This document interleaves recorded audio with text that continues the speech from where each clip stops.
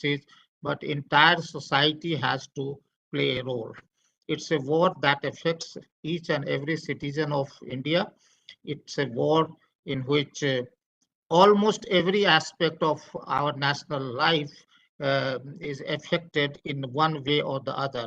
So it's a very serious threat, and since all of you have been playing a very important role in various capacities in law enforcement agencies, many of the points that I will be raising, I will be highlighting. You can easily relate to this, and I will be giving academic perspective on various aspects of terrorism and national security. So let me share my slide.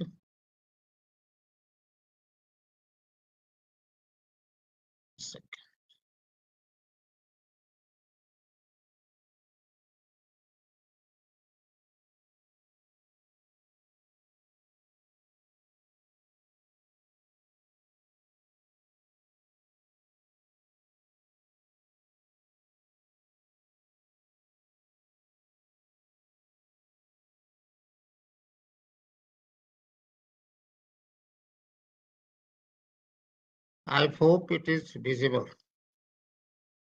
So my topic that has been given to me is terrorism and national security. Both these terms are very widely used terms in security studies, but at the same time, both these terms are very, very complex in terms of their layered meaning, in terms of various perspectives to understand these terms, and in terms of how various sections of society, including law enforcement agencies, they view and they approach these terms. Coming to national security, we have generally three dominant perspectives to look at national security. The first is traditional understanding of security, where security is largely seen as a managing threat from outside the country, and the threat is primarily defined in military terms. And in this perspective, if we talk about security, we mainly talk about defending territorial integrity, unity, and integrity of this country. The second perspective is... Small request, sir. We have a participant from pan-India level across all the ranks. It will be very good if you interact in both English and Hindi. We can say that. Okay, sir. No. So that it will be understandable to all the ranks. Okay, sir. जब हम आतंकवाद और राष्ट्रीय सुरक्षा की बात करते हैं तो दोनों टर्म जो हम यूज करते हैं डे टू डे लाइफ में, इसके अलग अलग अर्थ अलग अलग वर्गों के लिए हो जाते हैं. Both terrorism and national security. So national security is no longer confined to securing territory from outside military aggression. It encompasses all aspects of your life. It is very, very complex term. So traditional, non-traditional security. In non-traditional security, we talk about non-military threat, we talk about threat from non-state actors, और हम अपने देश की बाकी चीजें जो आर्थिक सुरक्षा है, नागरिकों की सुरक्षा है, देश के व्यवस्था की सुरक्षा है, देश के आइडेंटिटी की सुरक्षा है, हम उसकी बात भी करते हैं. उसमें कई एस्पेक्ट और भी आ जाते हैं, जैसे environmental security, health security, water security, everything. And the third dominant approach to understand security is to put individual at the center stage of security discourse, that is called human security, because everything, every institution, be it a state, be it your institutions, law enforcement agencies, center of all these institutions is to protect people, to ensure welfare of people. So national security, if we look at terrorism as a concept from all these three perspectives, their meaning, their approaches will be different. So if you're talking about protecting a state territorially, then terrorism assumes different connotation, and if we extend this definition to other aspects, then it becomes a different ball game. Why I am highlighting this point, that from law enforcement perspective, this distinction at times condition our understanding of political executive, condition our understanding of various institutions of the state towards terrorism, towards insurgency. Terrorism, at the same time, in its various manifestations, is seen among the most serious threat to national and international security. And there is almost a consensus on that. If you read any literature on national security or international security, you will find that the word terrorism appears prominently as one of the major threats. When I talk about terrorism in its various manifestations, I do not restrict understanding of terrorism by its visible manifestation in violence. Various manifestation, of course, includes the support structure, enabling condition in society, global geopolitics, regional security environment. In one way or the other, all these factors, they interact with terrorism and they make this concept more complex. It poses complex nature of threat that ranges from military, political, diplomatic, governance, and developmental aspects. In India, we generally put all these things under one umbrella concept, that is concept of internal security. So when we talk about internal security, we talk about mainly threat that exist within the territorial boundary of India. It could be instigated by outside, it could be manifestation of proxy war, it could be manifestation of gray zone conflict, जिसे आजकल हम कहते हैं, and it could be manifestation of various governance, developmental, and identity related issues also. All these factors interact. It is a threat not only to states but to entire humanities, both in terms of tangible and intangible loss. Thousands of lives are lost every year. Hundreds of billions of dollars are spent every year. When we talk about loss due to terrorism, I will highlight 2 points. दो मुख्य बातें हम इसमें समझने की जरूरत है कि टेररिज्म से हुए लॉस को हम क्वांटिफाई इजीली नहीं कर सकते क्योंकि यह केवल विजिबल वायलेंस या विजिबल फैटेलिटी पर तक कन्फाइंड नहीं होता है. दूसरी बात हमें ध्यान में रखनी है कि 1947 से लेके अभी तक हमने जितनी भी लड़ाइयां लड़ी हैं, चाहे 47-48 में चीन के पाकिस्तान की लड़ाई हो, 65 war with Pakistan, 62 with China, 71 with Pakistan, and of late Kargil war 99, it was a limited war. हम सब में हुए कैजुअलिटीज को जोड़ लें और टेररिज्म से हुई कैजुअलिटीज को जोड़ लें तो टेररिज्म से हम ज्यादा प्रभावित दिखते हैं. कंजर्वेटिव एस्टिमेट भी आप अगर लेते हैं तो पिछले 20-25 साल में तकरीबन 50,000 लोग टेररिज्म में के कारण अपनी जानों की कुर्बानी दे चुके हैं. इनकी life of more than 50,000 people you lost due to terrorism. जब हम इंटेंजिबल लॉस की बात करते हैं, इकोनॉमिक लॉस की बात करते हैं, तो ये क्वांटिफाई करना बड़ा ही मुश्किल है. चलिए 1 मिनट के लिए अगर इकोनॉमिक लॉस को हम क्वांटिफाई कर भी लेते हैं किसी तरह से, but the psychological loss, psychological impact, the impact on your national fabric, the impact of subversive activities on your democracy, impact of terrorism on our day-to-day life, it's very difficult to quantify. For example, you go to any conflict-prone area in India, be it Naxal-affected area or Northeast or Jammu and Kashmir, you will find that almost every aspect of common citizens' life has been touched in a way, one way or the other, by activities of these terrorist groups.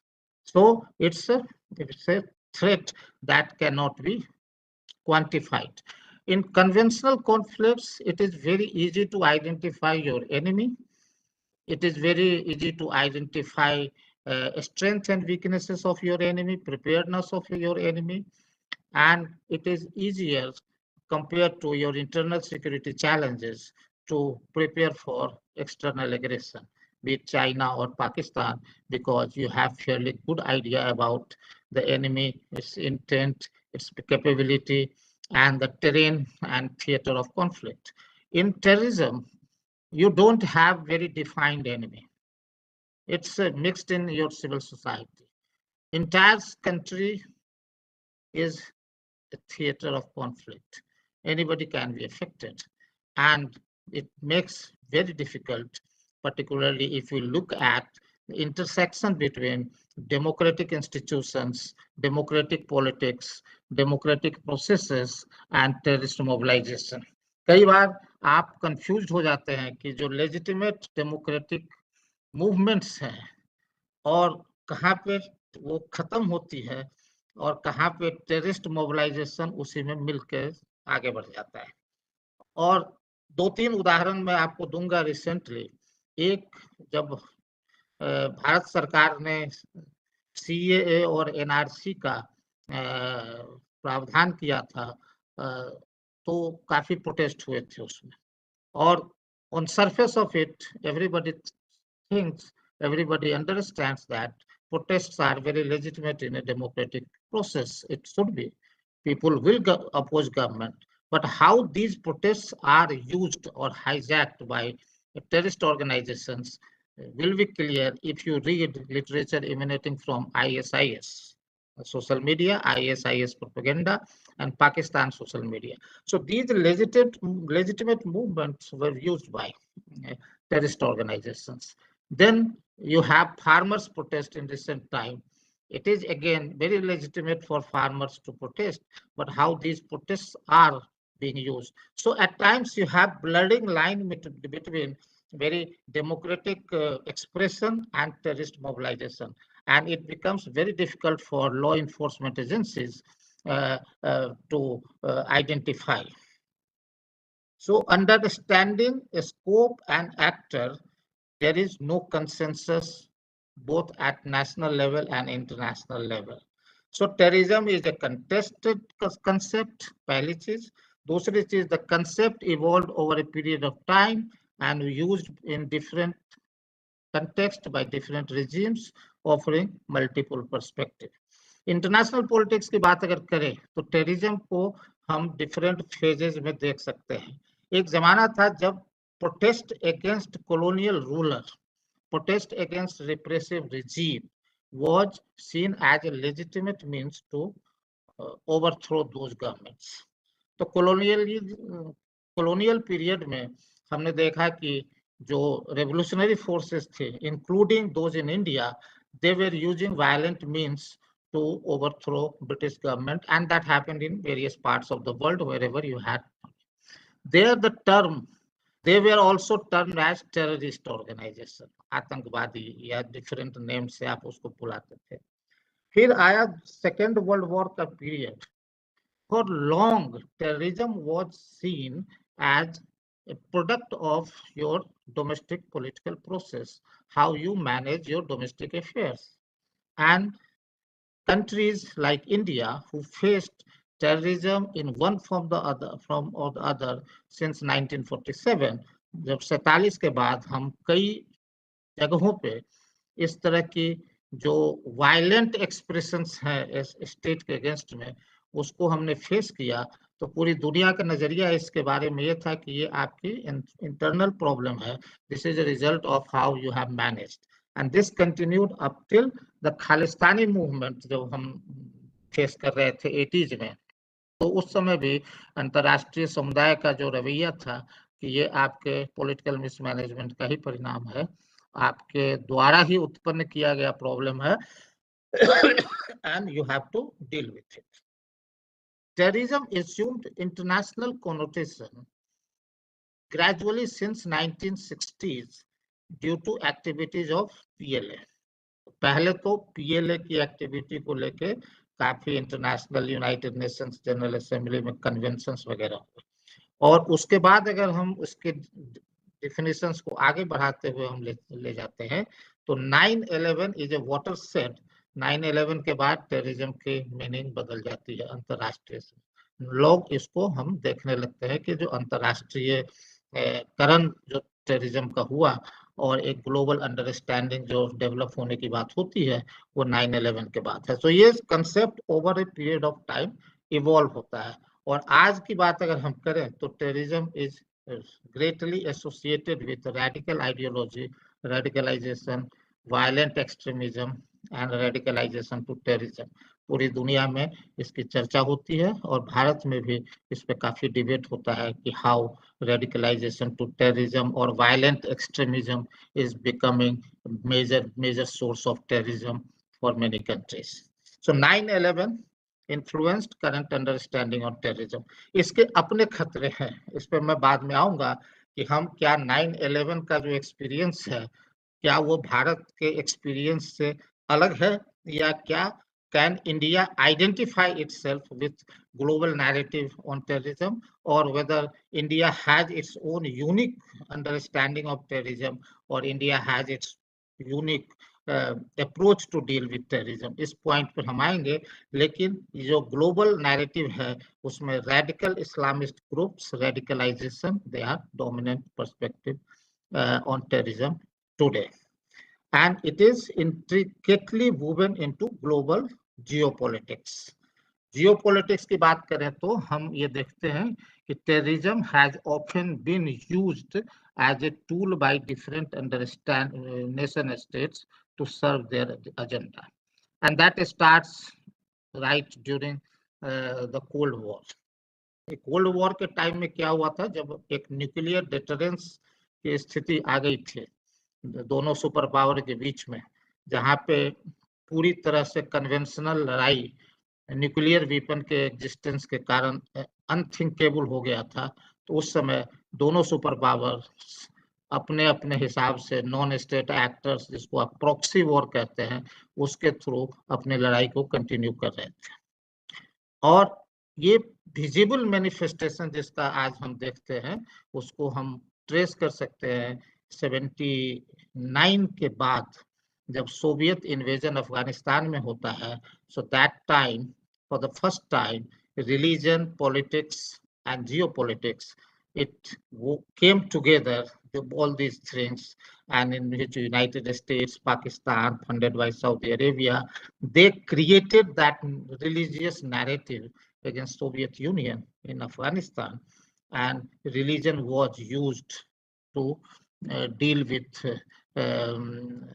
superpowers, geopolitical game, religion उसमें use हुआ। ये हमारे लिए महत्वपूर्ण इसलिए है कि अगर हम भारत में टेररिज्म के इतिहास को देखें तो उस समय जो 80s का टाइम था, 70s और 80s के बीच का जो टाइम आता है आपका, उस समय 2-3 महत्वपूर्ण चीजें इंडिया में होती है। पहला चीज जो होता है 71 की लड़ाई होती है और उसमें भारत पाकिस्तान के लड़ाई में पाकिस्तान की हार होती है, और पाकिस्तान में ये रियलाइजेशन ग्रेजुअली होता है कि it will not be possible for Pakistan to snatch Jammu and Kashmir from India militarily. 65 में उन्होंने कोशिश की थी, एंड फिर 47-48 में उन्होंने कोशिश की थी इसके। 71 के बाद it became clear for them, so they started looking for some new way, new method, जिसको बाद में लोगों ने जिया उल हक के टाइम में नाम दिया कि 1000 cut war with 1000 cuts and use of religion. उसी समय तकरीबन अफगानिस्तान की स्थिति भी खराब हो रही थी। So Afghanistan war and Jammu and Kashmir दोनों में एक पैरेलल हम ड्रॉ करते हैं, जहां पे हम देखते हैं कि 90s से पहले का जो जम्मू एंड कश्मीर है, जम्मू एंड कश्मीर में प्रॉब्लम बहुत पहले से 47-48 से पॉलिटिकल लेवल पे ज्यादा है, और there were certain groups who were fighting for independent Jammu and Kashmir, JKLF उसमें सबसे इम्पोर्टेंट ग्रुप था। 80s 9 और 90s में ऐसा होता है कि these groups they started using religion as a tool to fight war in Kashmir।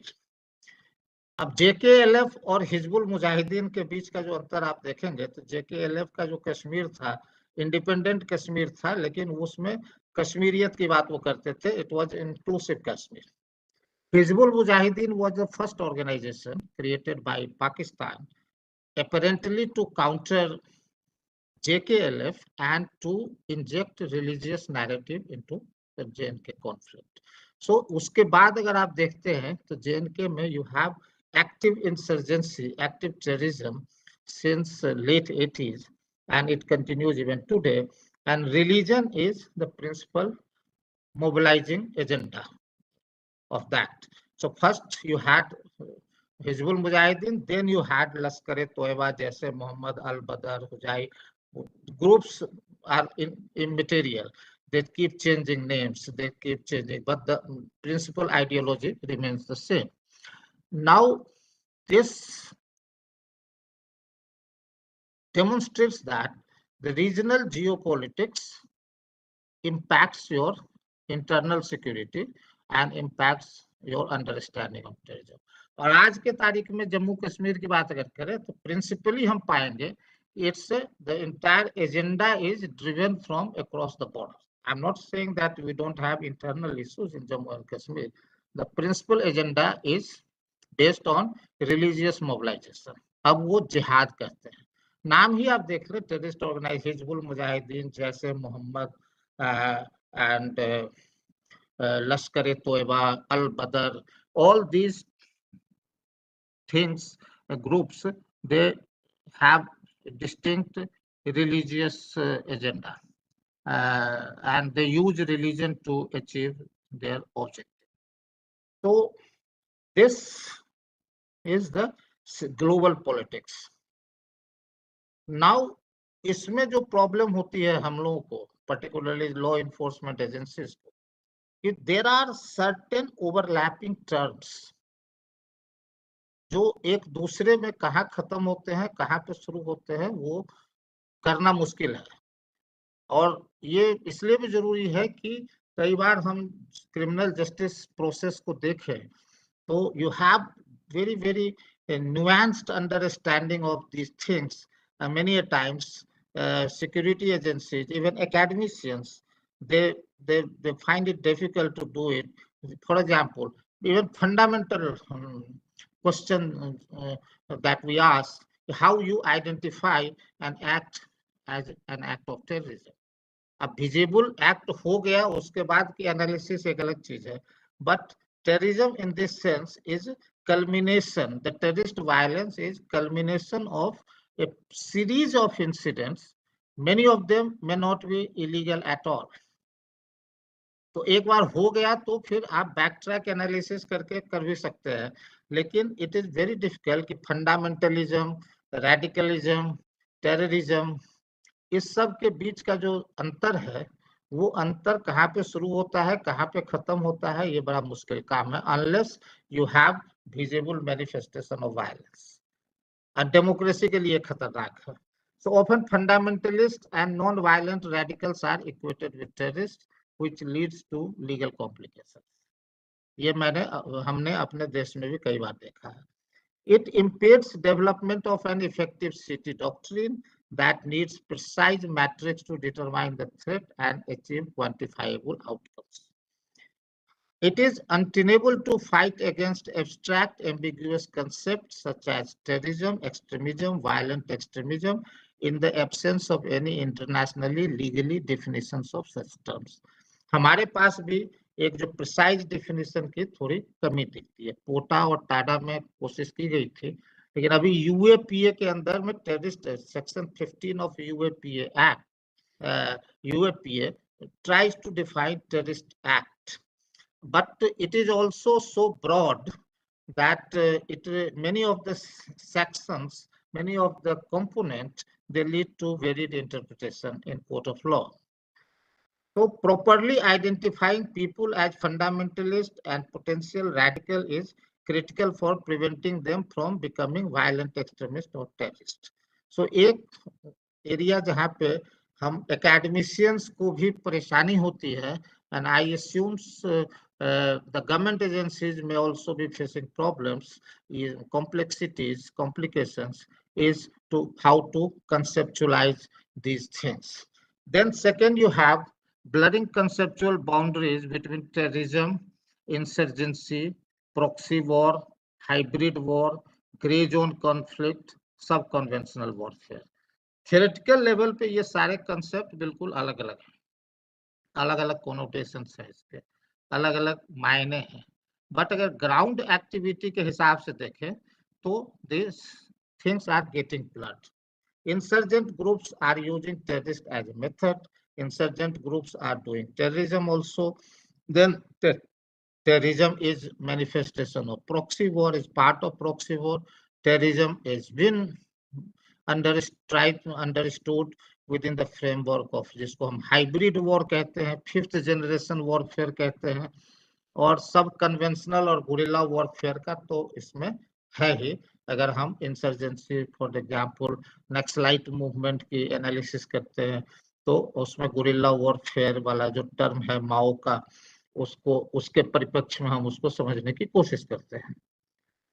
It is also conditioned by complex interaction between host of domestic factor, global and regional security. जैसा कि मैंने बताया कि इसमें जो लाइंस हैं internal external की, state non state की, पीस और वॉर कंडीशन की, ये सारी ब्लर हो जाती है.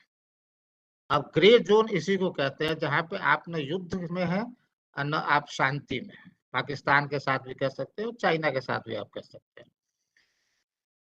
स्टेट और नॉन स्टेट एक्टर के बीच की रेखाएं खत्म होती है, ब्लर हो जाती है.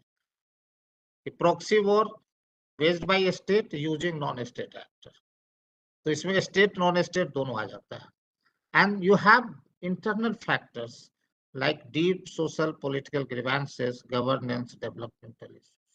India is a country of immense diversity in terms of your geographical features, in terms of social structure, in terms of economic structure, religion, language, ethnicity, very diverse country. And it's a democratic country. A democracy with diversity, you are bound to have fault lines. You are bound to have differences in society. You are bound to have issues relating to economic development, social issues, political issues, everything. These fault lines are also interacting with this terrorist narrative. And how these fault lines, जैसे कि north east और नक्सल area को अगर आप देखें तो development became one of the major plank. Development, land reform, and identity issue became more plank.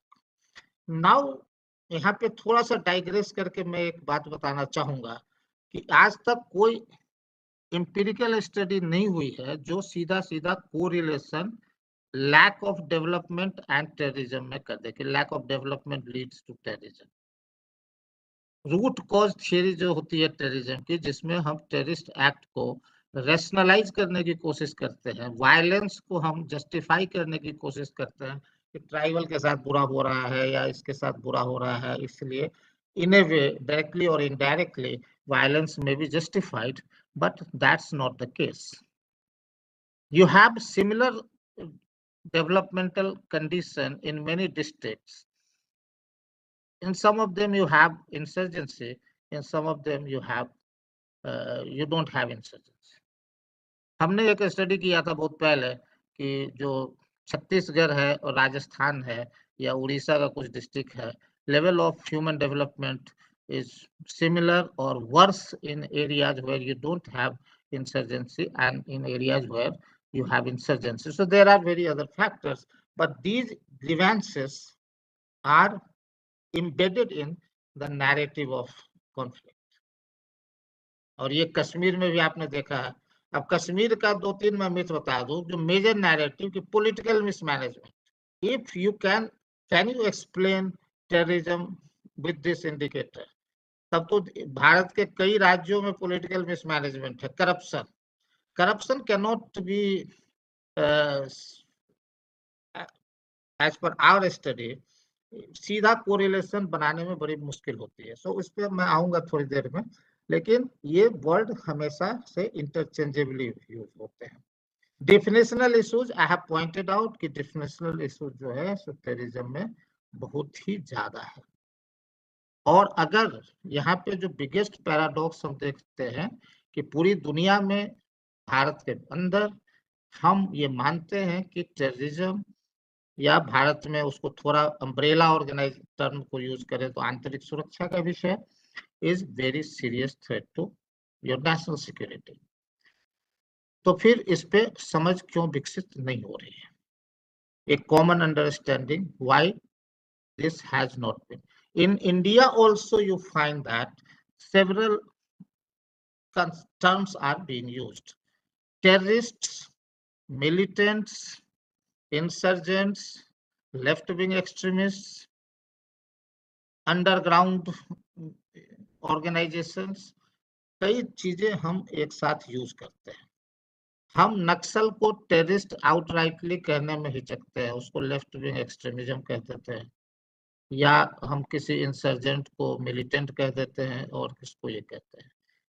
ये understanding का एक फर्क होता है, और ये फर्क इसलिए भी महत्वपूर्ण हो जाता है कि अगर हम इसकी अंडरस्टैंडिंग को देखें तो हमारा जो रिस्पॉन्स पैटर्न है उसी के हिसाब से इवॉल्व होता है।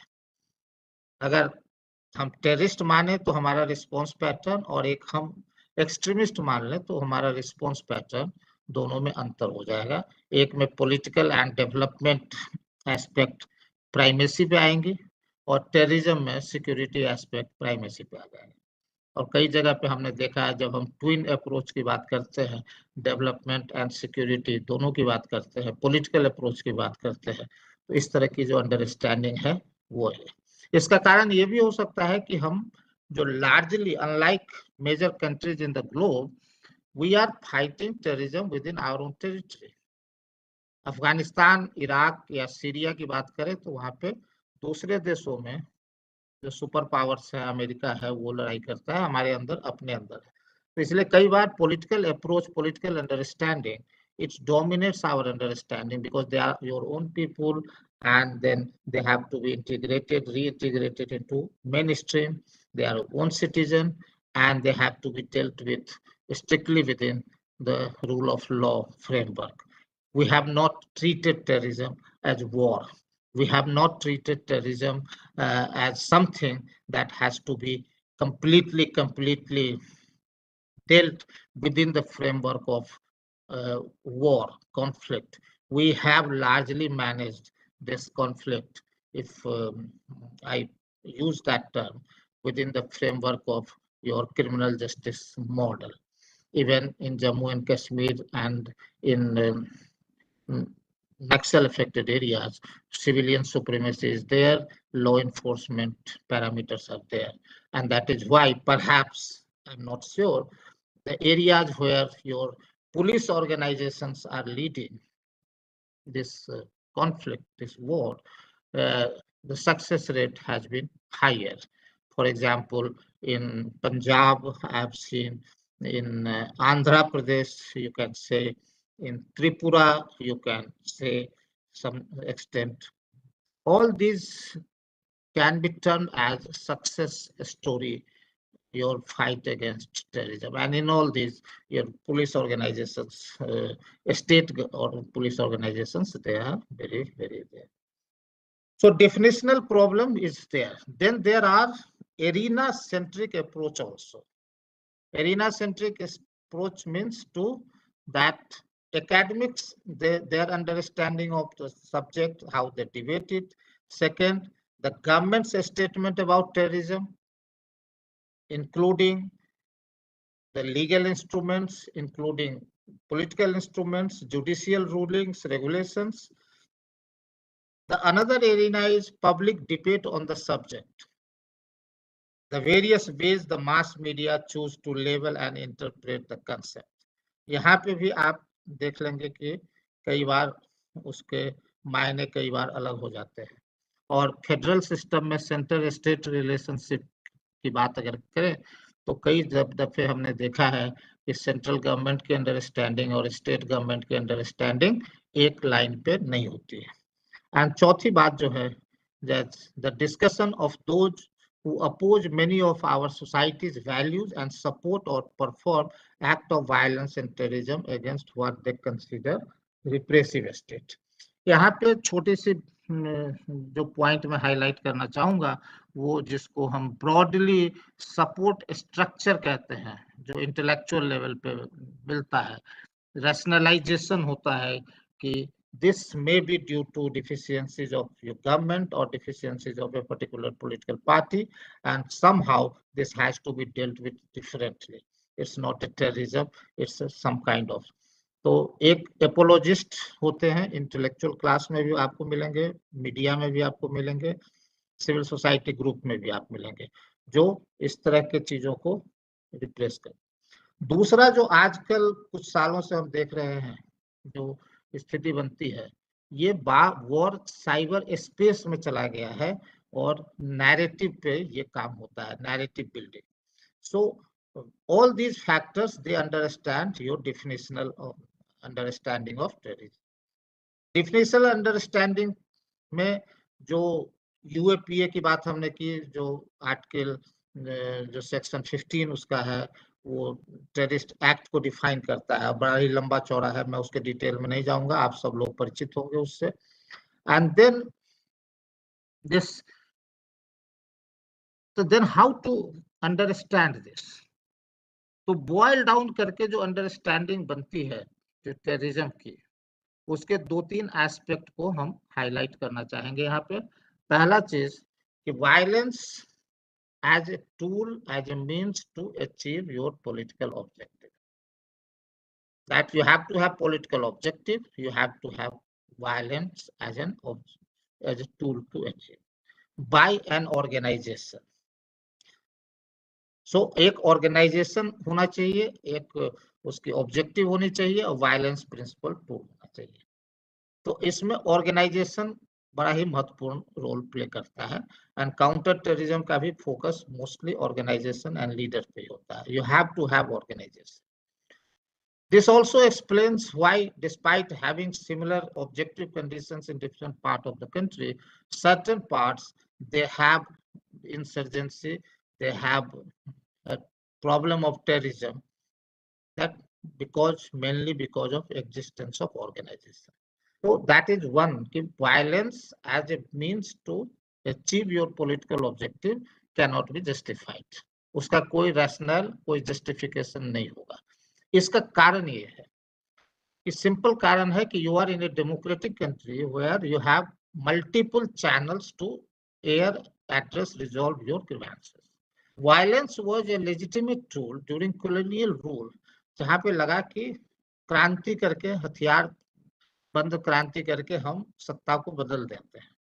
वहां पे मैसिव पॉपुलर सपोर्ट भी होता था उनके लिए, और उसको, उस मॉडल को 21st सेंचुरी में डेमोक्रेटिक कंट्री में रेप्लिकेट करना ये जस्टिफाइड नहीं है, because it's democracy is a people's government। if you are not happy with government, you can change it, you can overthrow the government in elections। you have democratic means, you have political instruments, you have legal instruments, you have other instruments to address your grievances। so terrorism has certain features. It's an ideologically neutral method. It's a method basically, can be employed by many groups. Violence and subversion are principal tool. Messaging through targets who may not necessarily be an enemy. Weapon of weak against a strong. Suitable tool for contemporary international order. Why it is suitable tool for contemporary international order is because in contemporary international order, conventional wars are not resorted to for the reasons they were resorted to during 19th century or early 20th century up to Second World War, I will say।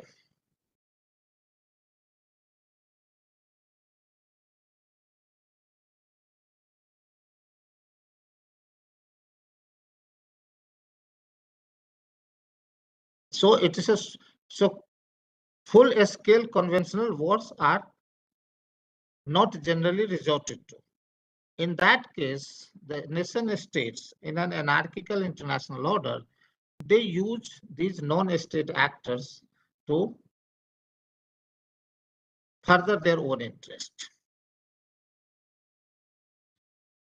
So if you have that scenario, then how terrorism is a threat to national security, इसमें I will be doing to explain it within two dominant frameworks. One is terrorism and global security.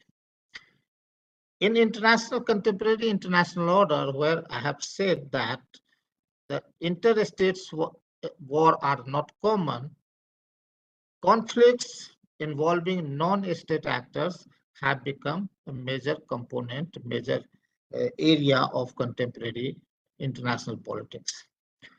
Non-state actors often get support from, am I audible? Hello? Hello? Hello? Hello?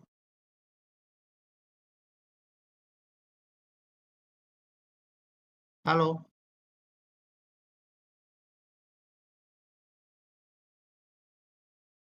Hello? Sir, hello. Am I audible? Yes, sir, audible, sir. Okay, because nothing is visible here. That is why I thought I should ask you.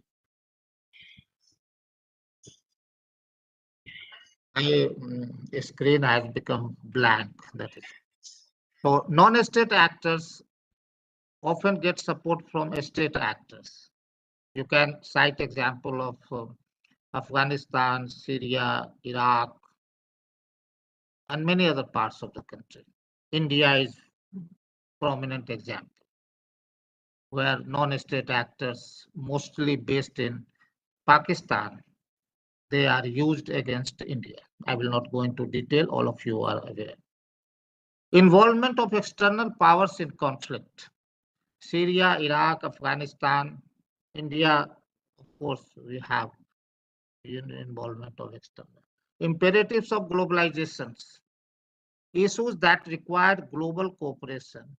Terrorist organizations also benefited from globalization.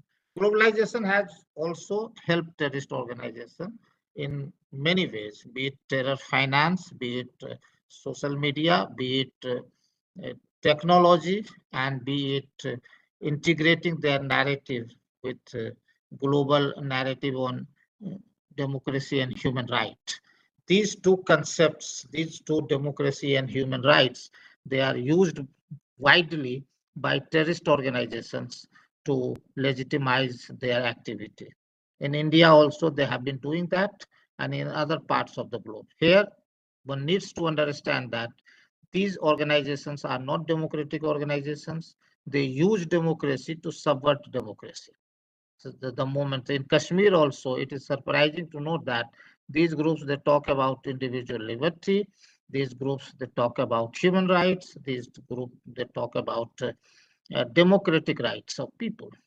But these groups, even a cursory glance at their agenda, their literature, their source, you will find that these concepts are alien to their vocabulary. They don't intend to use that.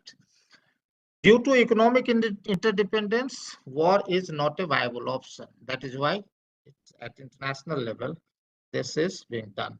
And proliferation of technology also is a very important component. 9/11 and global narrative on terrorism, I have already pointed out, but I will point out only 2 points. When 9/11 happened, the narrative suited United States. The narrative was integrated to the geopolitical interest of United States. The US invasion in Afghanistan, though initially it was aimed at ousting Taliban government, it ultimately was to serve US geopolitical interest in that region. US intervention in Iraq also, US policies, if you look at US policies in Syria and other Middle Eastern countries, everywhere find that this narrative suited US geopolitical interests. But why countries like India supported that? Countries like India thought that they were fighting a threat that has implication for India also. So in that process, India will also be able to integrate its narrative with global narrative and to address that threat. And India gained also.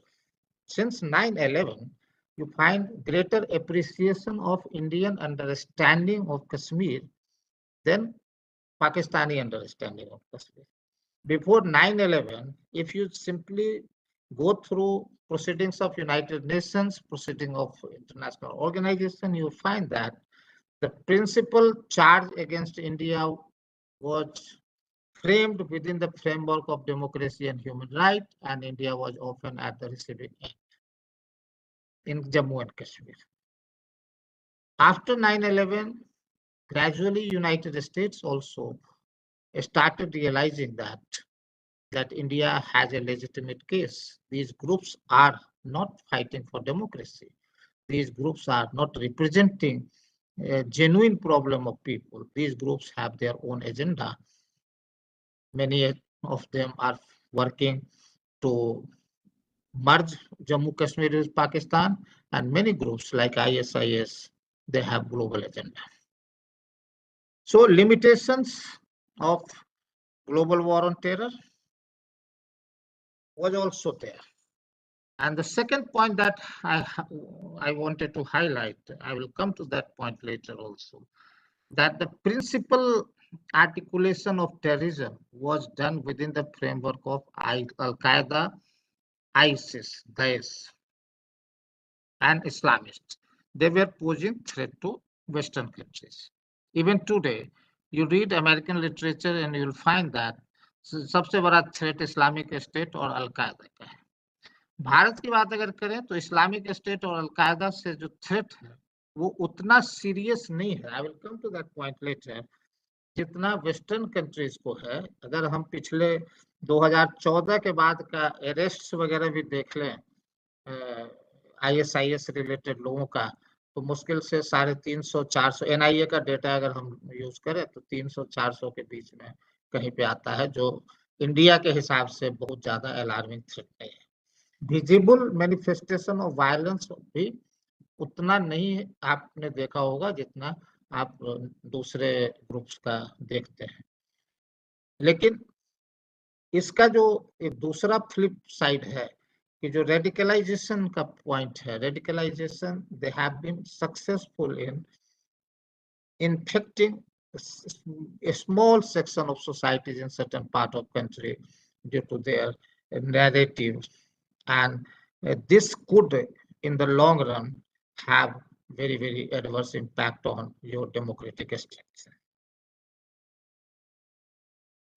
Terrorism global overview अगर आप देखें, ये global terrorism index से मैंने ये data लिया है कि उसका टेररिज्म ट्रैकर एक डेटाबेस दे मेंटेन. Terrorism decreased. अब इसमें 2-3 चीजें हमें ध्यान रखने की बात है कि दिस ग्लोबल टेररिज्म इंडेक्स और जो other international publication on terrorism, they associate terrorism with activities of groups in weaker states. ISIS जैसे अफगानिस्तान में पहले तालिबान, अब ISIS, फिर सीरिया की बात आप कर लें, फिर अफ्रीकन कंट्रीज की बात कर लें जहाँ पे वीक स्टेट है, उसमें जो है ग्रुप्स हैं various affiliates of ISIS and Al-Qaeda, they are principal threat. So numbers have come down largely due to very serious setbacks received by Al-Qaeda and ISIS in different parts of the globe, but lethality has increased. Daesh and its affiliates in Asia and Africa. दूसरा major trend जो है कि ये धीरे धीरे African सब continent की तरफ जा रहा है. तो अगर आप 3 ग्लोबल हॉट स्पॉट देखें जो इंटरनेशनल टेररिज्म का है, एक आपका पाकिस्तान अफगानिस्तान का रीजन दिखता है।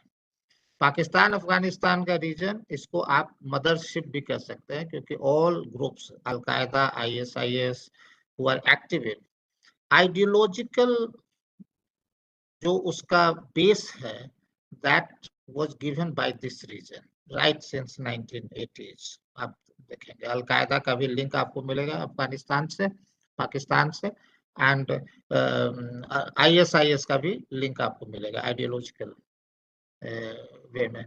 Second, you come to middle eastern regions, जहाँ पे you have principally this ISIS is active. Al-Qaeda was also active, but ISIS of late has become more active, and Al-Qaeda has received serious setbacks.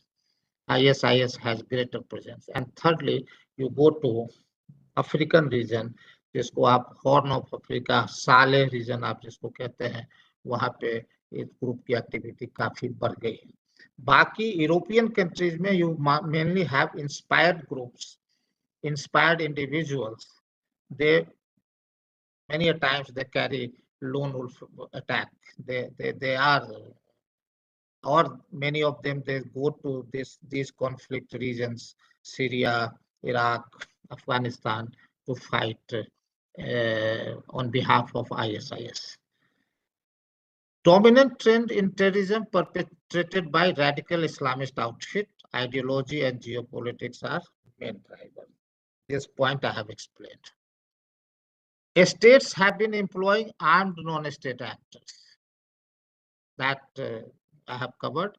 Poor state capacity, governance deficit, porous borders, collusive networks among many stakeholders have helped terrorist groups sustain terrorist violence. This can be true of India also, because in most of the areas where these groups are active, you will find that you have governance and development deficit in those areas, be it Naxal affected areas, be it areas in the northeast where these groups are active.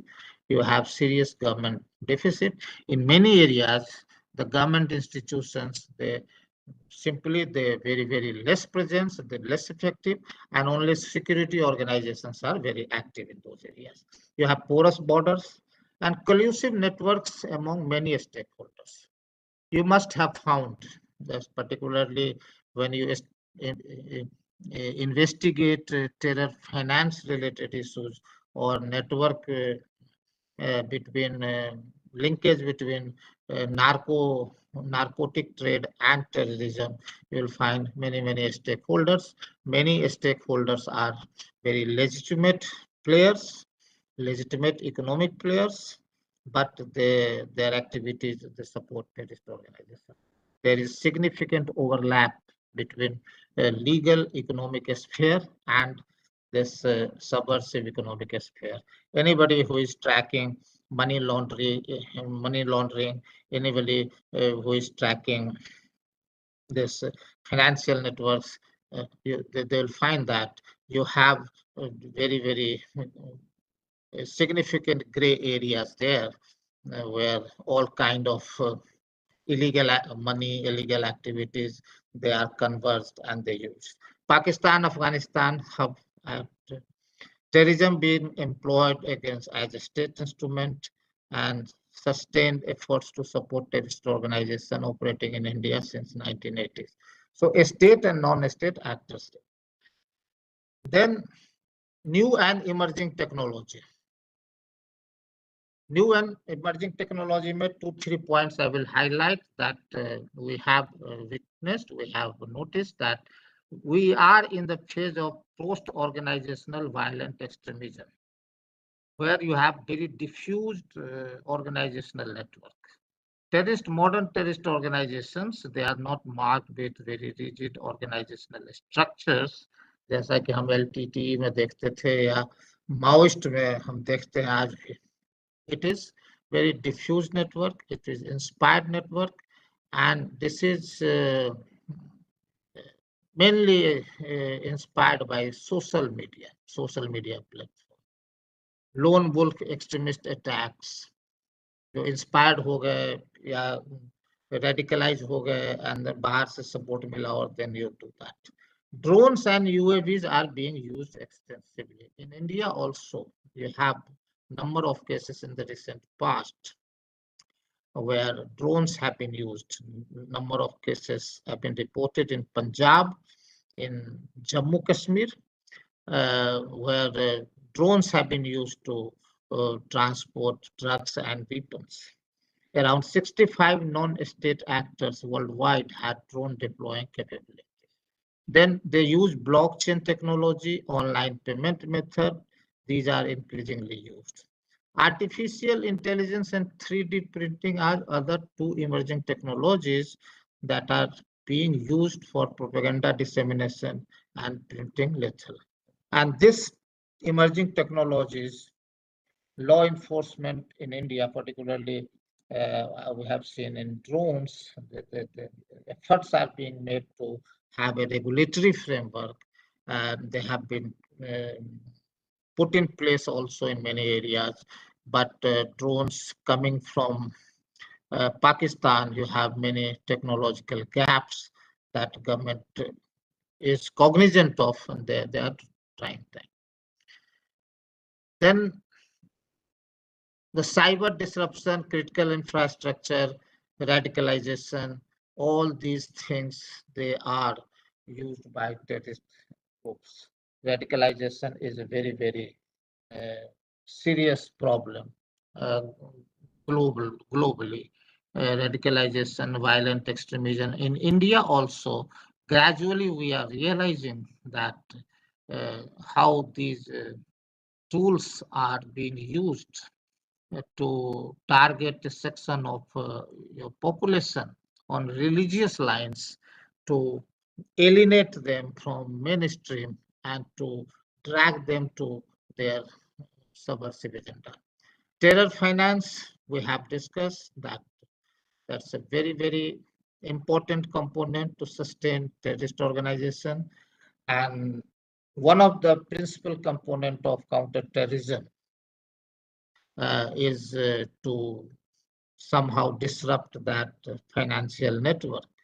And for last 1 week also, we have seen many such raids being done in Jammu and Kashmir. People say that effective steps to curb terror finance resulted in drastic reduction cases such as stone pelting and open radical mobilization of people. And government of India sources, they have also confirmed that there is a clear link between this terror finance and ability and capability of terrorist organizations. How serious is the threat for India? In India, how you identify terrorist groups? That is the first, or how you identify terrorism. At academic level, what we have been doing, that we look at annual reports of Ministry of Home Affairs.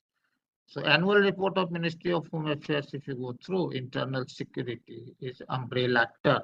So this term is very, very vague term. It is very elastic term. You can include many things in that. And this term has not been legally defined anywhere, internal security. But nevertheless, the annual report of Home Ministry will tell you 4 different things on the security situation in Jammu and Kashmir, activities of terrorist organization in different part of India, left-wing extremism, and multiple insurgencies in the northeast. So groups active in these areas, in these domains, they are proscribed under UAPA. So UAPA Schedule 1 and Schedule 4, they identify in total 44 terrorist organizations they have been identified. Recently banned organizations, I can name the Resistance Front, People's Anti-Fascist Front, Jammu and Kashmir Ghaznavi Force, and Khalistan Tiger Force. These groups, as I pointed out earlier, the names they give this to various organizations, these groups, जैसे People Anti-Fascist Front, it can be linked to जैसे Muhammad Resistance Front, you can link it to Lashkar-e-Toiba. These groups, they try to give a domestic color to what is happening in Jammu and Kashmir. So they project that this resistance front or anti-fascist fronts are upsurge of local people, but closer scrutiny will say that they are working as a tool of Pakistan, and there are evidences to suggest that, particularly since 2019, August 2019, when the status of Jammu and Kashmir was altered. It's now union territory.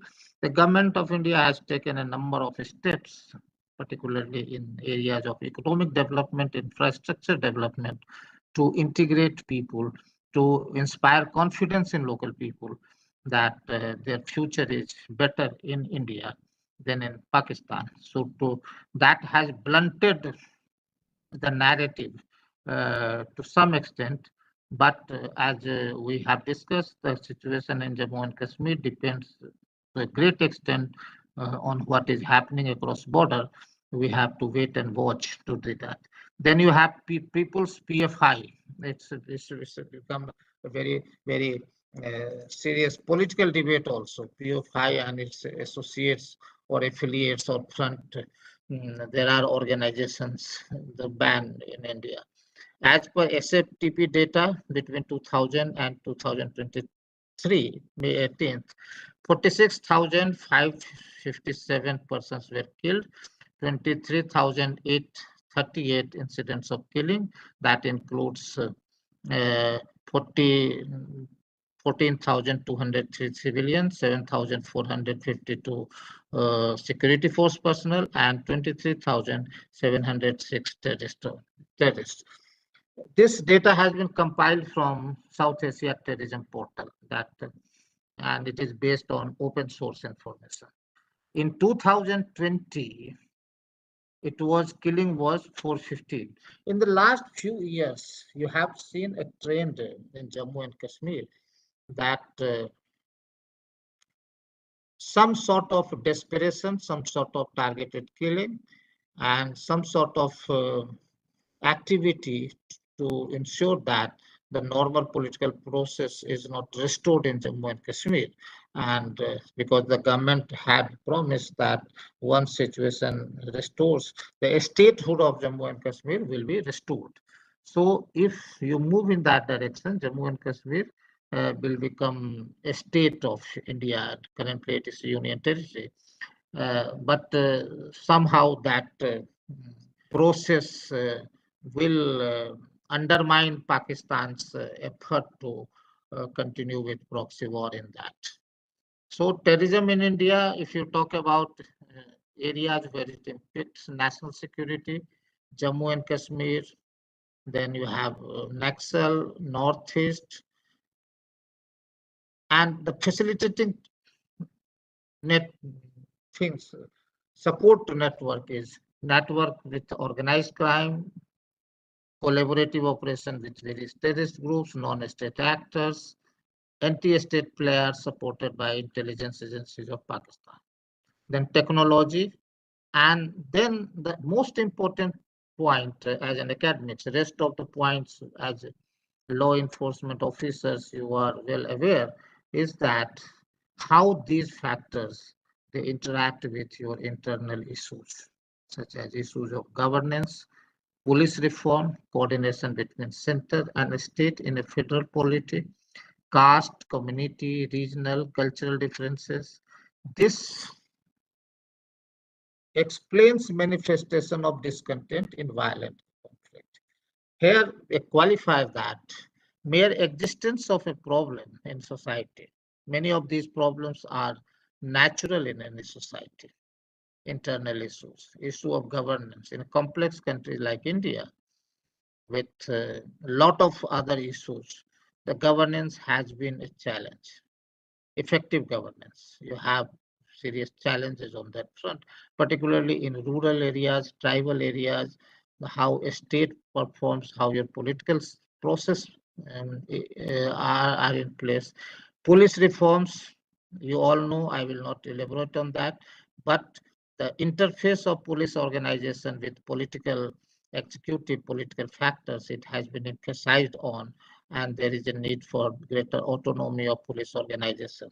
I will refer here to the famous the Prakash Singh judgment and how police organizations have been used by political. You have a number of reports, Bohra Committee reports, the Ribeiro Committee reports on how these things should be had. The bottom line is that, and this is important because many times we have seen in judicial pronouncement that the activities, the action of police in many cases, particularly on sedition cases or application of UAPA or application of NSA, we find that that the political understanding of the then government uh, that influence the process, and this has been reiterated by judicial pronouncements also, and this is for all political parties. I am not singling out a single political party. This is the ruling party, opposition party, wherever you go, you find that this problem is there. So that is then coordination between center and state in effort of policy. I will just recall your memory on debate on NCTC that was there, and the debate on the national intelligence grid. There are issues, complex issues between center and state. Recently, the government of India that extended jurisdiction of border security force in border areas in certain states, and that also caused some differences with respective state governments. So state, the internal security, internal order being a state subject, this the federal and state, this is serious implication, and this is area of separate talk. Then communal, regional, cultural differences are there. This is broadly affected areas, 2-3 points. You can find that the areas where these groups are active, the governance and development deficit that I have pointed out, there, this is Naxal affected, Northeast and Jammu and Kashmir. This map is trend in violence. For last 10 years, you have find decrease in violence. Sporadic incidents in 17, 18, 16, 19, 2012, 13, Jammu and Kashmir, you saw certain upsurge in southern part of Kashmir. And Hizbul Mujahideen, that the organization that was once almost a dormant organization, became very active. Naxal, periodically we find that, but the government initiatives, they have been able to restrict further expansion of Naxal. Andhra Pradesh, they have suffered serious blowback. Chhattisgarh, they are active. Chhattisgarh, certain parts of Maharashtra, 1 or 2 districts, certain parts of Orissa, and parts of Jharkhand, but the most affected area is Chhattisgarh at present. And the northeast situation has very, very significantly improved in the last 1 decade in terms of coming level of violence coming down, in terms of infrastructure development, and in terms of greater participation of people in political process. This is Jammu and Kashmir. I will skip that. Radicalization and violent extremism, I have already covered that. Alex Smith widens the definition of radicalization. Radicalization and violent extremism cannot be simply understood only in terms of their progression towards terrorism. It should also be understood in terms of the use of non-violent pressure and coercion to have say of a particular religious group who wish to interpret their text in a more fundamental way and that at times comes at conflict with popular democratic narrative. That we have found that in many ways. Second, various forms of political violence other than terrorism that inspired by radicalization, and then justification of violent extremism, terrorism by civil society groups, then if and but. Many a times we try to pass on these things as mere expression of democratic right, mere expression of legitimate grievances of people. But these narratives where you try to socialize individual away from mainstream, away from your legal constitutional framework to force some way of life or thinking or understanding about political system that is conditioned by your religious text, or rather one particular extremist interpretation of religious acts, that is becoming very very dangerous. अगर आप धर्म के एक interpretation को लेकर उस interpretation के basis पे पॉलिटिकल सिस्टम जो 21वीं शताब्दी का पॉलिटिकल सिस्टम डेमोक्रेटिक प्रिंसिपल्स पे आधारित है, उसके बारे में अंडरस्टैंडिंग बनाए और उस पॉलिटिकल सिस्टम को अपने हिसाब से मोल्ड करके उस धार्मिक नैरेटिव के हिसाब से मोल्ड करें, तो ये मल्टी कल्चरल और डाइवर्स कंट्री में बहुत खतरनाक चीज हो सकती है। और इसके ट्रेंड्स हम भारतवर्ष में भी धीरे धीरे देख रहे हैं। तो केवल मैं पॉइंट यहाँ पे कहना चाहूंगा कि टेररिज्म और रेडिकलाइजेशन को हम केवल उसके विजिबल एंड प्रोडक्ट जो उसका वायलेंस होता है, एक्टिविटी होती है, उसमें ही ना देखें, rather all the system, all the societal और systematic things that create condition for such things, they are equally important to understand. Radicalisation जैसे बताया कि एक प्रोसेस है, एक पिरामिड होता है जिसमें डिफरेंट लेवल पे है। तो ऊपर के लेवल पे तो बहुत कम लोग जाते हैं पिरामिड में जो टेररिस्ट बनते हैं, बीच का जो है और नीचे का है वो भी उतना ही महत्वपूर्ण हो जाता है। रेडिकलाइजेशन में इंडियन एक्सपीरियंस मैंने कहा कि बहुत ही कम है कंपेयर टू अदर कंट्रीज। मुश्किल से 300-350, 400 एग्जैक्ट फिगर हमारे पास नहीं है, लेकिन it is somewhere between 300 and 400 people who have been identified and many of them have traveled to them, many of them have. इसको लेके there is a narrative, there is a strong argument the threat of ISIS in India is exaggerated. Threat is not that serious.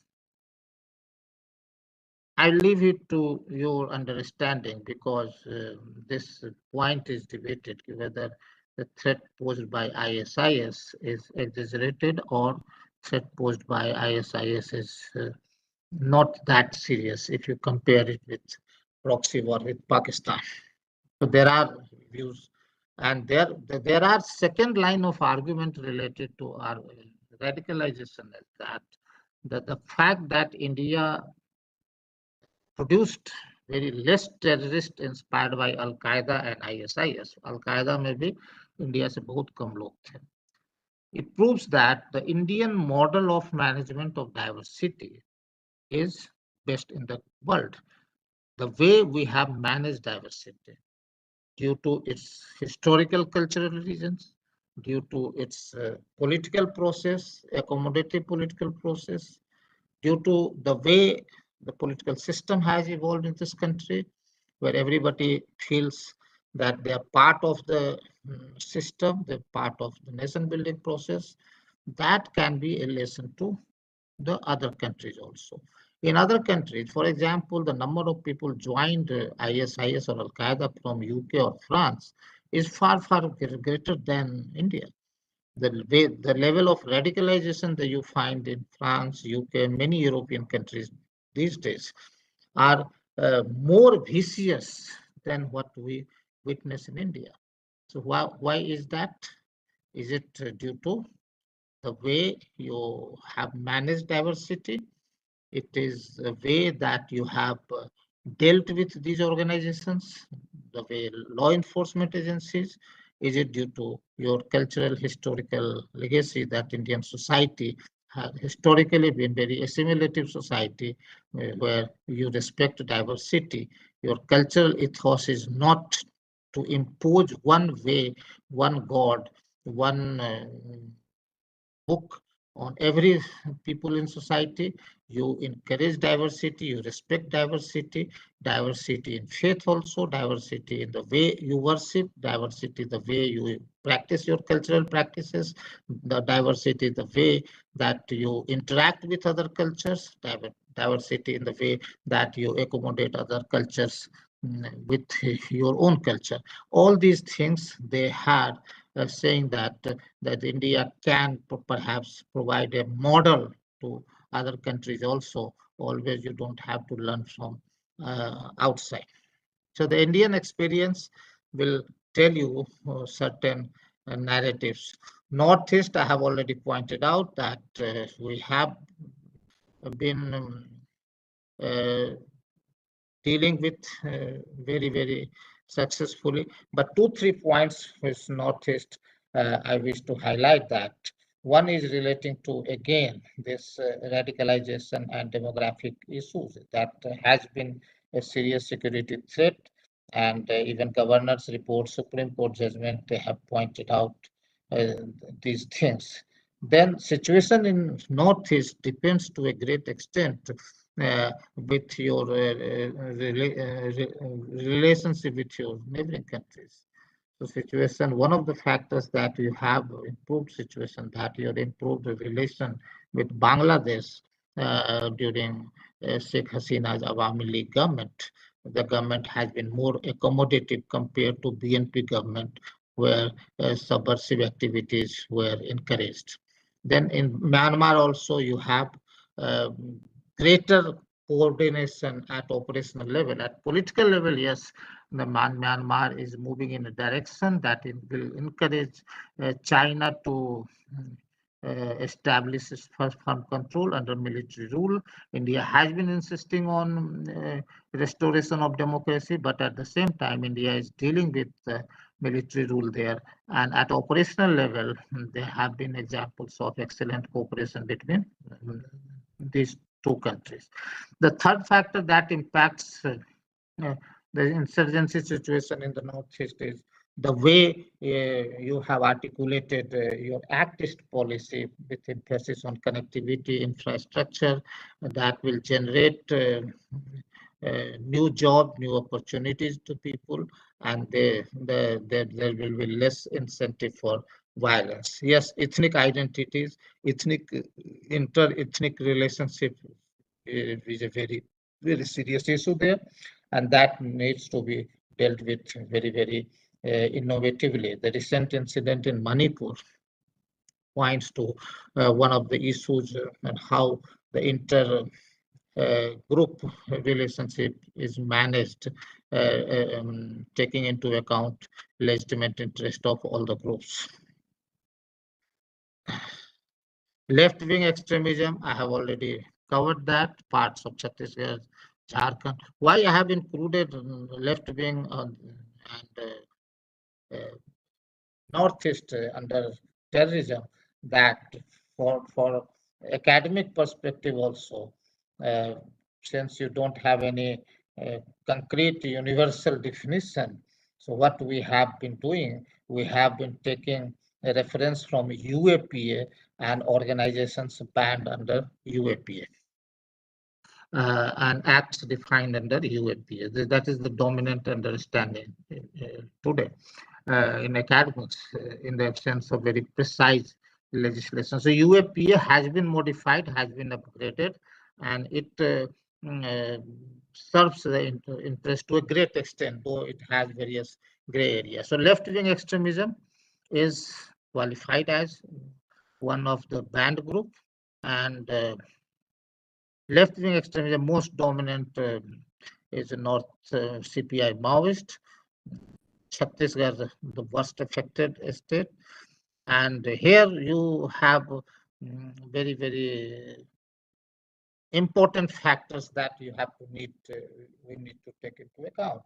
There are certain pockets in Chhattisgarh, Sukma, South Bastar, Dantewara, Bijapur, Narayanpur, etc., where you witness activities of these groups with very, very alarming consistency. Consistency not only in terms of activities of groups, but in terms of modus operandi also of that group. And these areas marked by very poor presence of civil governance. So, and terrain also helps these organizations. But on the brighter side, in the last few years, the government has been able to arrest a number of top leaders and has able to contain further spread of. Otherwise, if you look at Maoist document, 2004, after 2004 merger between CPI, ML, PW and MCC, and you read documents, it would appear that they have a very, very clear understanding on how they intend to operate. And at one point, according to Ministry of Home Affairs data, more than 200 districts were affected by the figure, some figure even cited 220 districts out of 600 odd districts were affected by Naxalism in various degrees, both violent and subversive. They had active presence of Naxals in those districts. The districts have come down drastically, but still this problem remains a challenge. Another aspect of Naxal is that elaborative support network in urban areas. We have been using the word for more than 1 decade for urban Naxals. Generally, this word I don't subscribe to this categorization, but loosely this refers to group that they provide justification for Maoist violence, citing existence of problems in tribal areas. But as we discussed that, no amount of justification can explain the violence to achieve political. Naxal is largely indigenous movement and development and governance deficit. Emerging trends, global and regional security environment will have impact on India. So India's national security and terrorism will impact on how it manages regional security, global security, in a way, particularly the evolving situation in Pakistan and Afghanistan. That is important. The nexus between Pakistan, Afghanistan, and possibly Pakistan, China, तो we have, but Afghanistan उस ambit में अभी नहीं है. पाकिस्तान अफगानिस्तान के बीच में संबंध अभी बड़े अच्छे नहीं है, लेकिन जब शुरू में तालिबान की सरकार आई थी तो उस समय ये लग रहा था कि ये एक ट्रायंगल बन रहा है, PRI-C पे एक्सटेंड हो जाएगा अफगानिस्तान तक. भारत को उस पर ध्यान देने की जरूरत है क्योंकि आइडियोलॉजिकल मदरबोर्ड जो टेररिज्म का है उसी एरिया से आता है. It's a war with no defined enemy, target theater, entire countries. तो इसमें अवेयरनेस का पॉइंट आ जाता है सबसे बड़ा. Law enforcement agencies, yes, they are doing excellent job, but everybody has to be sensitized in society, particularly how they use social media, particularly how they become victim to the false narrative. Also, आजकल social media का जमाना है और कोई भी narrative spread हो जाती है, तो अगर अवेयरनेस आपको है तो आप काफी हद तक उसको प्रिवेंट कर सकते हैं, उसमें हेल्प कर सकते हैं लॉ एनफोर्समेंट एजेंसीज को. So it's every citizen has a role to play. With the growth of social media and competing narratives, common people can potentially be weaponized. Information has been weaponized. So, हमें इस दिशा में काम करने की जरूरत है. So, terrorism के बारे में 2-3 चीज अगर हम नटसेल में कहें तो विजिबल मैनिफेस्टेशन ऑफ वायलेंस से ही केवल टेररिज्म को समझना अभी अधूरा होगा, ओवर सिंप्लीफिकेशन होगा. टेररिज्म को समझने के लिए उसके पूरे एम्बिट को समझना पड़ेगा, और उस एम्बिट में social media, computing narrative and how democratic instruments are used by subversive groups to subvert democracy, वो उसमें करते हैं। कई बार लोगों को खुद पता नहीं होता है कि they are part of that narrative building. So common people can potentially be weaponized. Your mobile phone can be weaponized. So proper education and awareness about aspects and dimensions of terrorism is required at school, from school level only, जहाँ पे पूरी तरह से एक जानकारी लोगों को मिले। Despite all shortcomings, democracy is the best tool to manage and resolve grievances and conflicts. Violence cannot be justified irrespective of legislation. अब हमारी डेमोक्रेसी है, डेमोक्रेसी में 100 कमी हो सकती है भी, लिमिटेशंस है, यू हैव, आपकी समस्याएं हैं, but this is the only model you have and you can exist with. अब डेमोक्रेसी के जो आपके सब्स्टिट्यूट आपको दिखाते हैं, जो एग्जिस्टिंग मॉडल में कमी है, बहुत खराबी है, इसमें इंस्टीट्यूशंस में प्रॉब्लम है, everywhere is problem, even if you accept that. Alternative आपके पास क्या है? आजकल जो अल्टरनेटिव है, एक अल्टरनेटिव आपका माओइस्ट का अल्टरनेटिव है, फिर क्रांति करके माओइस्ट सरकार बन जाए। दुनिया में एक भी एक्सपेरिमेंट सफल नहीं हुआ है इसका, माओइस्ट टाइप की गवर्नमेंट का। They call it people's democracy, but it is dictatorship. दूसरा, धर्म पे आधारित एक सत्ता होती है, जो तालिबान में आप देख रहे हैं कि वहां पे है, वो आइडियल आपका नहीं हो सकता। जो लोग उधर की ओर जा रहे हैं, जो लोग उधर कह रहे हैं कि वो व्यवस्था बेहतर है, तो वो व्यवस्था देश के लिए तो नहीं है। Even in Muslim majority countries people are reluctant to accept that.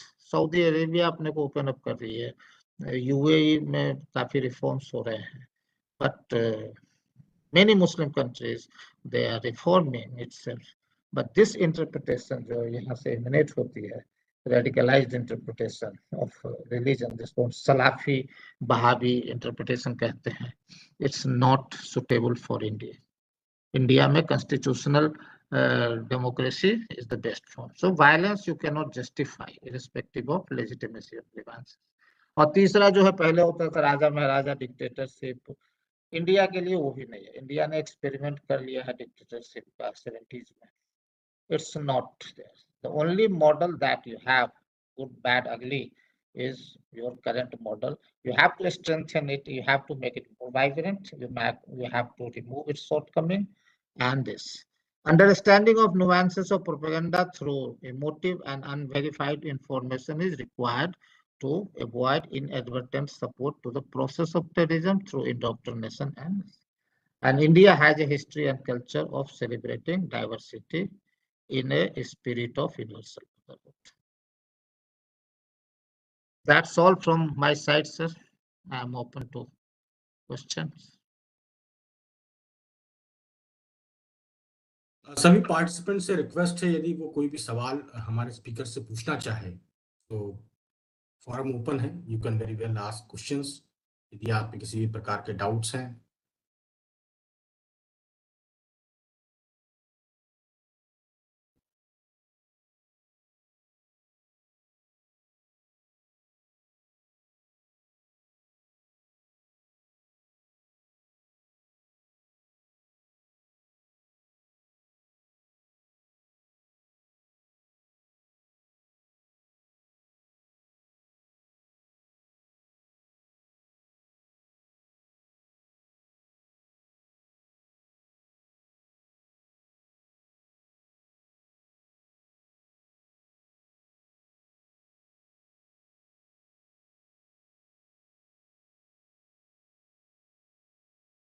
जिनको भी सवाल पूछना है वो अपने आप को अनम्यूट कर सकते हैं, लॉक हटा दिया गया है, फिर आप सवाल पूछ सकते हैं प्लीज।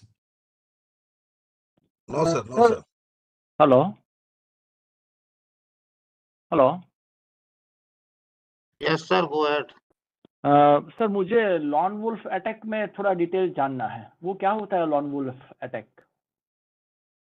लॉन वुल्फ अटैक जो है, ये जो कुछ सालों में, एक दशक में देखा गया है जहाँ पे you are not part of any rigid organisational hierarchy of terrorist. किसी टेररिस्ट ऑर्गेनाइजेशन के एक्टिव मेंबर आप नहीं होते डे टू डे। आप उसकी आइडियोलॉजी से इतने इंस्पायर्ड होते हैं कि आप खुद से वो डिसीजन ले लेते हैं। अब इसमें दो मॉडल है जो इन्वेस्टिगेटिंग एजेंसी जो यूएस वगैरह में करती हैं, वो कि आपने आइडेंटिफाई, एक होता है टेररिस्ट ग्रुप इंड्यूस्ड मॉडल, जिसमें टेररिस्ट ग्रुप आइडेंटिफाई करते हैं पोटेंशियल टेररिस्ट को जो सिस्टम से बहुत दुखी है, रेडिकलाइज हो गया है, वो उसके कई साइकोलॉजिकल एस्पेक्ट्स होते हैं, पारिवारिक सामाजिक समस्याएं होती हैं, उसको इंस्टिगेट करके टेररिस्ट एक्ट करवा दें। तो वो हो गया जो सिंगल व्यक्ति जाके कहीं पे गोली चला के लोगों को मार दे या अटैक कर दे या फिर उसको आप एग्जीक्यूट कर दे। अब उसमें इंस्पायर्ड होता है। अब अभी हाल में आपने देखा होगा, एक टीवी डिबेट में किसी पॉलिटिकल प्रवक्ता ने कुछ कह दिया था जिसपे काफी नाराजगी हुई थी, और उसको सपोर्ट करने वाले दो लोगों को राजस्थान में, एक को महाराष्ट्र में, उसको कत्ल कर दिया गया था।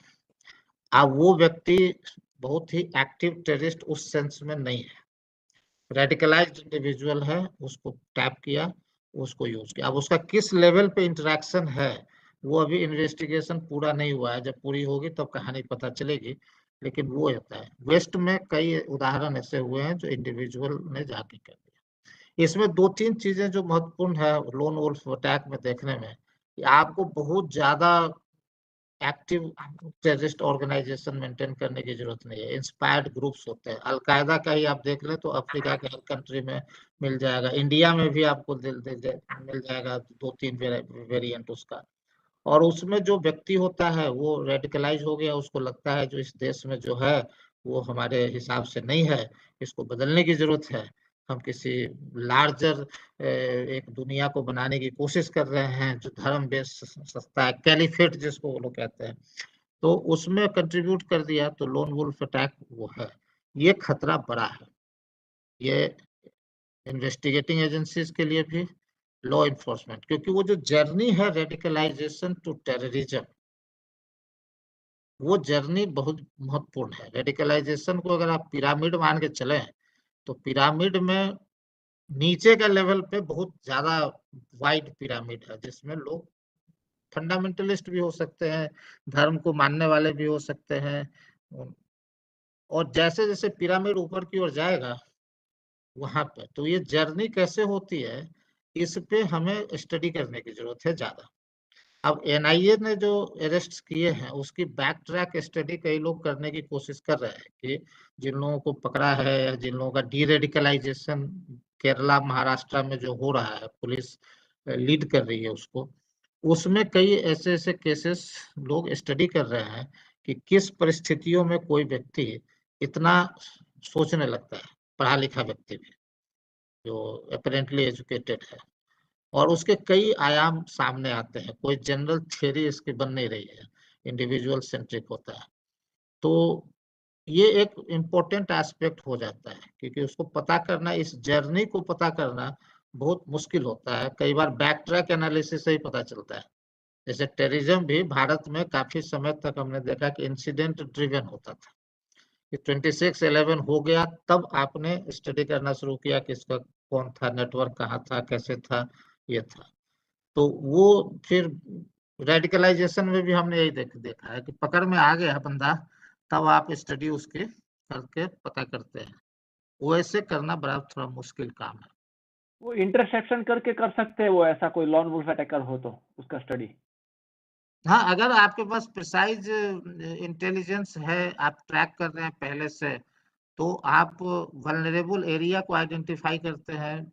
वो महाराष्ट्र पुलिस ऐसा करती है कि आपने वल्नरेबल एरिया को आइडेंटिफाई किया कि किस एरिया में, या केरला के कुछ क्षेत्र में आप देखेंगे जो गल्फ का इन्फ्लुएंस है, वहां पे एक खास तरह का इंटरप्रिटेशन रिलीजन का है। हमने थोड़ा सा दौरा किया था, बहुत सिस्टमेटिक नहीं था, कासरगोड डिस्ट्रिक्ट का, और पिछले 20-25 साल में जो चेंजेज वहाँ पे हो रहे हैं सोशल फैब्रिक में, अंडरस्टैंडिंग ऑफ रिलीजन में, मॉस्क के लीडरशिप को में कैसे चेंज हो रही है, उसका स्टडी करने की कोशिश की थी। तो एक विजिबल ट्रेंड था कि थोड़ा थोड़ा लोग फंडामेंटलिस्ट इंटरप्रिटेशन जो है, जो वहाबी सलाफी इंटरप्रिटेशन है, उसकी तरफ ज्यादा जा रहे हैं, जो पहले ऐसा नहीं होता था।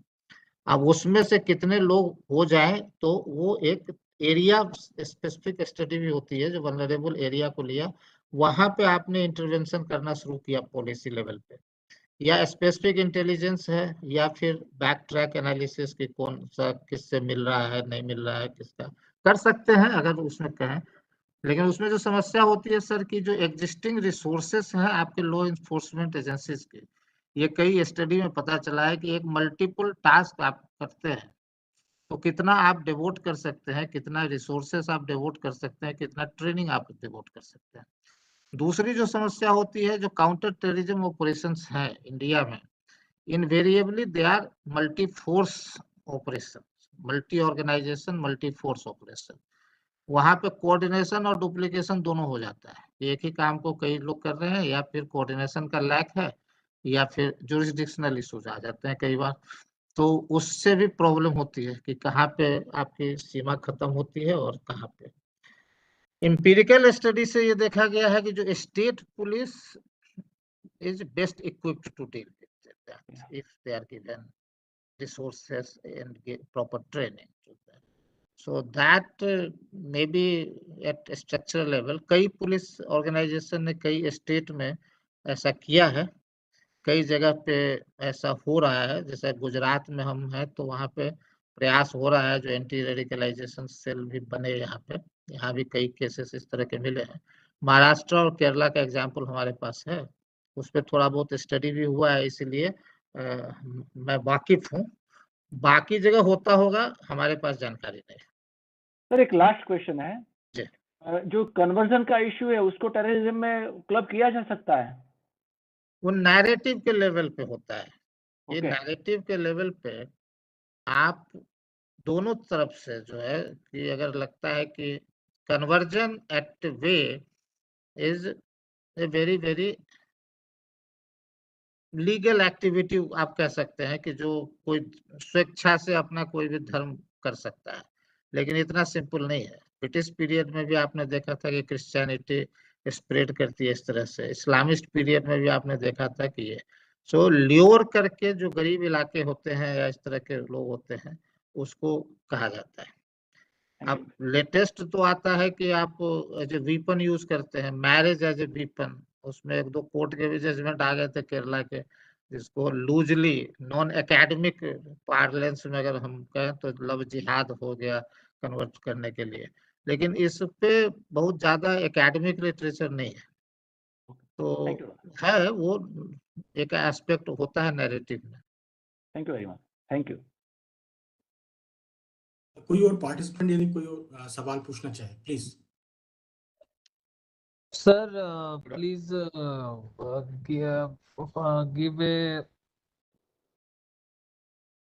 give some details on the human rights of terrorists. Human rights of terrorists. अब आप में इसमें there are three broad approaches to do that. If you go by criminal justice model, तो जो भी राइट्स एक कैदी अंडर ट्रायल और जो प्रोसिक्यूशन के दौरान किसी को मिलता है, all those rights are available to terrorist also, क्योंकि टेररिज्म को we are dealing under criminal justice system।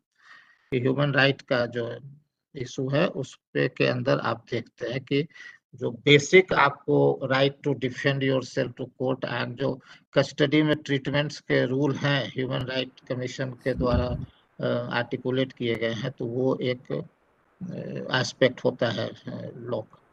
दूसरा, अगर जुरिस्प्रूडेंस को देखें कि जब तक दोषी साबित नहीं होता है तब तक निर्दोष है व्यक्ति, और ऐसा कई केसेस में मैंने देखा है जहाँ पे टेररिज्म के चार्ज में लोग गए हैं और 10 साल के बाद बरी भी हो गए, छूट गए। अब उस पे नेगेटिव ढंग से ह्यूमन राइट का आएगा इशू, क्योंकि हम तो टेररिस्ट थे ही नहीं और हमें छोड़ दिया गया। कई केसेस हाल में आपने देखे होंगे कि यूएपीए में या सेडिशन लॉ के अंदर या एनएसए के अंदर अरेस्ट किया, बाद में पता चला कि पॉलिटिकली मोटिवेटेड है। तो पहला तो टेररिस्ट कौन है इसको एस्टैब्लिश लीगली करना मुश्किल काम है जब तक आपका कन्विक्शन नहीं होगा। तो दूसरा जो इसके मोरल एस्पेक्ट है कि टेररिस्ट अगर खुद ह्यूमन राइट का की परवाह नहीं करता है, निर्दोषों को मानता है, मारता है, तो उसको हम उसकी ह्यूमन राइट की परवाह हम क्यों करें? ये एक मोरल आर्गुमेंट है, इसका लीगल जस्टिफिकेशन नहीं है। तीसरा जो आर्गुमेंट है वो बहुत ही बड़ा आर्गुमेंट है, ये है इंडिविजुअल लिबर्टी और नेशनल सिक्योरिटी। ये बहुत ही कॉम्प्लेक्स डिबेट है कि क्या बड़ा है, आपकी राष्ट्रीय सुरक्षा या व्यक्तिगत स्वतंत्रता।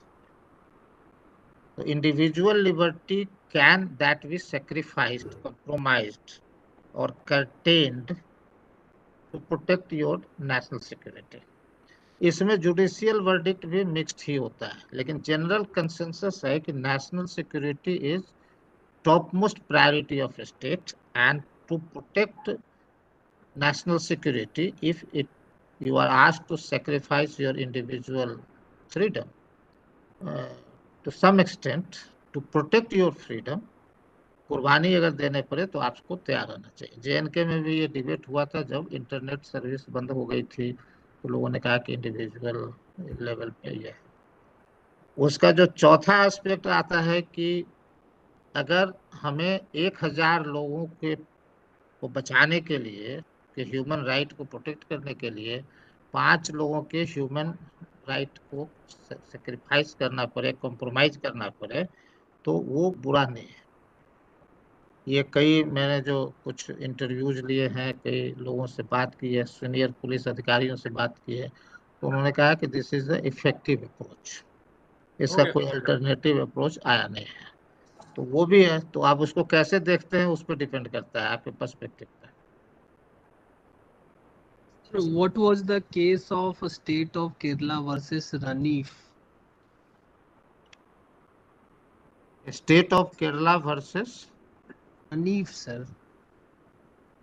अच्छा, ये लेटेस्ट केस है। डिटेल मैं बता नहीं पाऊंगा इसका। जो ब्रॉडली है कि आपका individual choice, liberty and national security, कि कहाँ तक आप कॉम्प्रोमाइज कर सकते हैं, कहाँ तक ये कर सकते हैं। इसमें ग्रे एरिया जो एक होता है। Yes please. Sir, what is your view on the compensatory rights of deceased terrorist successor? Disease terrorist successor, अगर क्रिमिनल जस्टिस मॉडल में देखें तो एक जो सजा याफ्ता मुजरिम है, हम टेररिस्ट को मुजरिम की तरह देखते हैं। वो हमारे क्रिमिनल जस्टिस, हम वॉर का मॉडल नहीं है जो जेनेवा कन्वेंशन के अंदर उसको देखें। तो एक सजा याफ्ता मुजरिम के परिवार को कितना उसमें इन्वॉल्व माना जाए, जब तक आपके पास टेंजिबल एविडेंस नहीं है, और या कितना उसको कंपनसेट किया जाए, उसको हिसाब से आप केस टू केस बेसिस पे इसको डील करते हैं। टेररिज्म में भी हीनस क्राइम है, सपोर्ट स्ट्रक्चर है, आपके पास पूरा का पूरा इन्वॉल्व है। It's a very wide area, so depending on where you stand you can take view of that. Legal matter है तो इसमें परिणाम अलग अलग हो सकते हैं, अलग अलग केसेस के।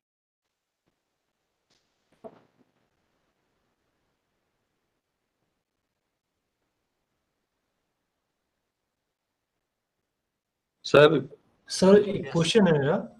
जी आज के जी। टाइम में एक इंटेलेक्चुअल क्लास है या एकेडमिशियन है और कुछ पॉलिटिकल पार्टीज हैं जो खुलेआम टेररिज्म को और नक्सलिज्म को सपोर्ट कर रही हैं। तो इनको डील करने के लिए सर अलग अलग स्टेट में अलग अलग अप्रोच है। तो अभी फ्यूचर कैसा है, इनको किस तरीके से आगे हमको डील करना होगा, इन लोगों को अपन नेशनल सिक्योरिटी के लिए किस तरीके से इनके साथ आपको हमें और लॉ को डील करना होगा इन लोगों के साथ?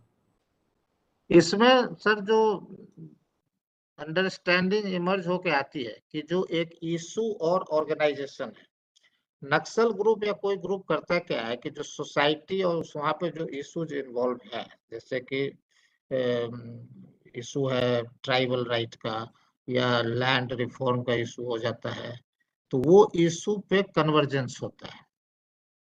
इंटेलेक्चुअल्स उसको मानते हैं कि वो इशू जेन्युइन इशू है और ये एड्रेस होना चाहिए।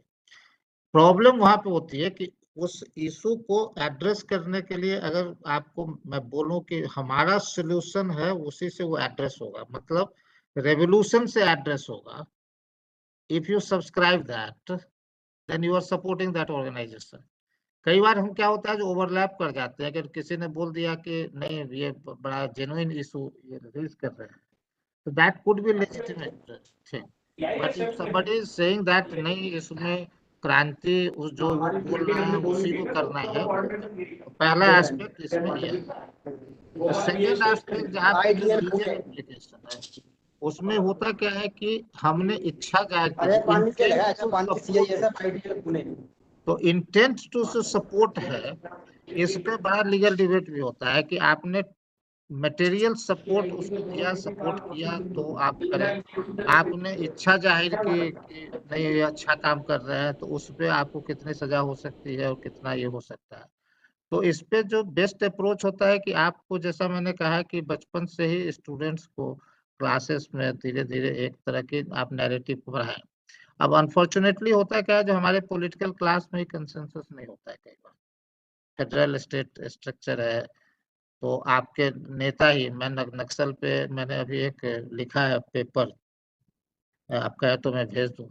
अब हम आपके जो आंध्र प्रदेश की स्टडी मैंने किया था, अब जो चीफ मिनिस्टर का कैंडिडेट है वही कहता है ये तो हमारे भाई बंधु हैं, ये तो क्रांतिकारी हैं, मैं तो इनके आते ही बैन उठा दूंगा, इस पे हम बात करेंगे इनसे। तो आया तो फिर वो उसने एंट्रेंस कर लिया उसने, फिर उसने एक्टिविटी की, फिर दूसरा पॉलिटिकल पार्टी आएगा तो दूसरा पॉलिटिकल पार्टी बोलेगा कि नहीं ये है। तो आपका जो है पॉलिटिकल अंडरस्टैंडिंग है, it is lacking. Most recent debate में आपको बता दूं कि पीएफआई पे जो डिबेट चल रहा है, एसडीपीआई पे पीएफआई, कहाँ तक ये इन्वॉल्व है कहाँ तक नहीं है, you don't have consensus on that, तो आप किसी को कैसे करेंगे। तो at the end of the day what matters is कि how you support tangibly to a terrorist cause, a terrorist organization materially।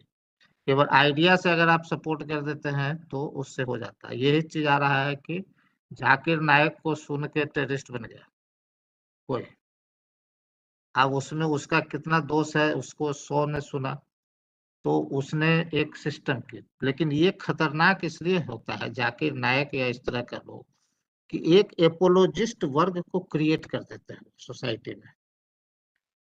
जो रिलीजियस रेडिकलाइजेशन में भी आपने देखा होगा कि जो पॉलिटिकल क्लास में एक एपोलॉजिस्ट वर्ग क्रिएट होता है।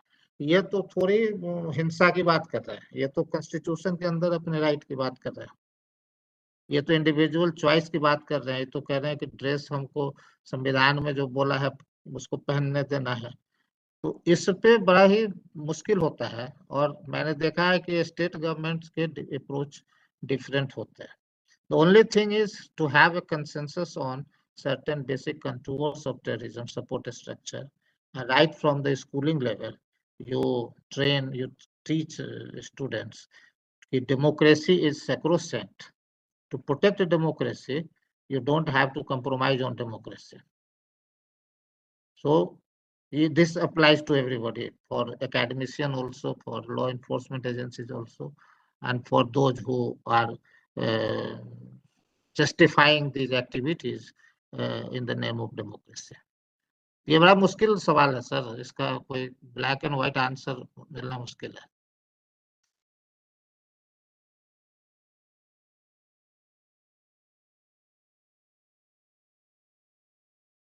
Sir, I would like to know about anti-terrorist squad. Pardon sir, just could you be a bit louder? I would like to know about anti-terrorist squad, which is formed in various states separately. जी, So how much they equipped and how much they competent for their problems? Anti terrorist squad ATS कई state में है और performance mixed है, varied है, कोई uniform pattern नहीं है उसका। उसमें 2-3 चीजें आती हैं जो मेरे हिसाब से, आप ज्यादा बड़े एक्सपर्ट हैं इसके, आप डे टू डे देखते हैं। पहला है कि have we sufficiently conceptualized the threat? India में इसका थोड़ा अभाव है कि हमारे पास कोई ऐसा मैट्रिक्स, ऑब्जेक्टिव मैट्रिक्स नहीं है कि थ्रेट को हम कंसेप्चुलाइज करें कि ये थ्रेट क्या है, आजकल इसके डायमेंशंस क्या है। मैं एक उदाहरण दूंगा कि एक प्राइम मिनिस्टर 2009 में बोल दिया कि Naxalism is the biggest threat, तो हमने मान लिया कि बिगेस्ट थ्रेट है। अब एकेडमिकली मैं उसको रैशनलाइज करने में दिक्कत हो रही है। अब उसको नंबर ऑफ इंसिडेंट से करें, नंबर ऑफ कैजुअलिटी से करें, या फिर आप नंबर ऑफ कैजुअलिटी और इंसिडेंट से करें तो आईएसआईएस बहुत बड़ा थ्रेट नहीं है आपके लिए, क्योंकि उसका नहीं होता है, लेकिन केवल उसी से नहीं कर सकते। तो have we conceptualise the threat, पहला चीज तो आपका जो ये आप उसी से आपका रिस्पॉन्स पैटर्न होगा। दूसरा जो देखा है कि अगर थ्रेट को आपने कंसेप्चुलाइज किया तो रिस्पॉन्स पैटर्न में it has multiple dimension, and many dimensions are outside the conventional policing jurisdiction। अब उसमें डेवलपमेंट का भी एस्पेक्ट आ जाता है, उसमें कई तरह के मिनिस्ट्रीज को इन्वॉल्व करना पड़ता है। अब नॉर्मल पुलिस ऑफिशियल कितना ज्यादा एक्सपर्ट हो सकता है सब चीज का, उसमें एक बड़ा ही मुश्किल है, क्योंकि ट्विन अप्रोच जो है गवर्नमेंट ऑफ इंडिया का, वो बहुत डिबेट हो रहा है कि डेवलपमेंट सिक्योरिटी, सिक्योरिटी डेवलपमेंट कब होगा, कैसी कंडीशन में डेवलपमेंट होगा, या सिक्योरिटी पहले कैसे होगी जब एरिया ही डेवलप नहीं है। तो all these things are there. So have you, if you have conceptualised the threat, then ये सेकेंड लेवल पे आता है कि आपकी जो स्ट्रेटजी है। थर्ड जो है सो आपकी ट्रेनिंग और इक्विपमेंट वगैरह का है। अब ये बड़ा कॉम्प्लेक्स एंटी टेररिज्म का फॉर्मूला हो जाता है। स्टेट्स नॉर्मली करती क्या है, I may be wrong, they target organisation and individual, उसको बहुत ज्यादा उससे मतलब नहीं है। तो they target organisation, this organisation and this, they are given specific task and they do that, and they try to do that depending on the resources they have.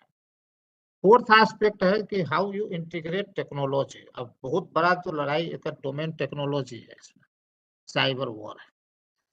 Police organisations को उसके तरफ ध्यान देने की जरूरत है। कुछ जगहों पे दिया जा रहा है, कुछ जगहों पे नहीं दिया जा रहा है। अब अनफॉर्चुनेट ट्रूथ ये है कि जो अर्बन सेंटर्स में थोड़ा बेहतर है, मुंबई में थोड़ा बेहतर है, लेकिन आप हिंटरलैंड में चले जाएं, बिहार के गांव में चले जाएं, बिजली भी नहीं रहती है वहां पे, और जहाँ पे इस तरह की होती है, या आंध्रा में चले जाएं या किसी और स्टेट में चले जाएं, तो स्ट्रक्चर इज वेरी वैरिड, कोई एक यूनिफॉर्म स्ट्रक्चर कैपेबिलिटी का नहीं है। और जो पर्सनल है, जो लोग हैं, उनकी ट्रेनिंग को कितना अपडेट करते हैं, कितने देर के लिए पोस्टिंग करते हैं और किसी के करते हैं, तो वो एक ऑर्गेनाइजेशनल व्यू भी आपको लेना पड़ेगा। लाइटर नोट पे मैं बोल दूं, मेरे एक दोस्त थे जो एटीएस में डीआईजी थे, उसके बाद ट्रैफिक के बन गए, वो अगला पोस्टिंग हो गया। तो ये भी एक बड़ा मुद्दा होता है। फिर वो चले गए, क्या होता है उसमें, लीगल सेल में चले गए, फिर वो इंटेलिजेंस में, 4 पोस्टिंग तो मैं जानता हूँ, फिर इंटेलिजेंस में भी सर्व किया। तो ये भी एक इम्पैक्ट करता है आपके organisational structure.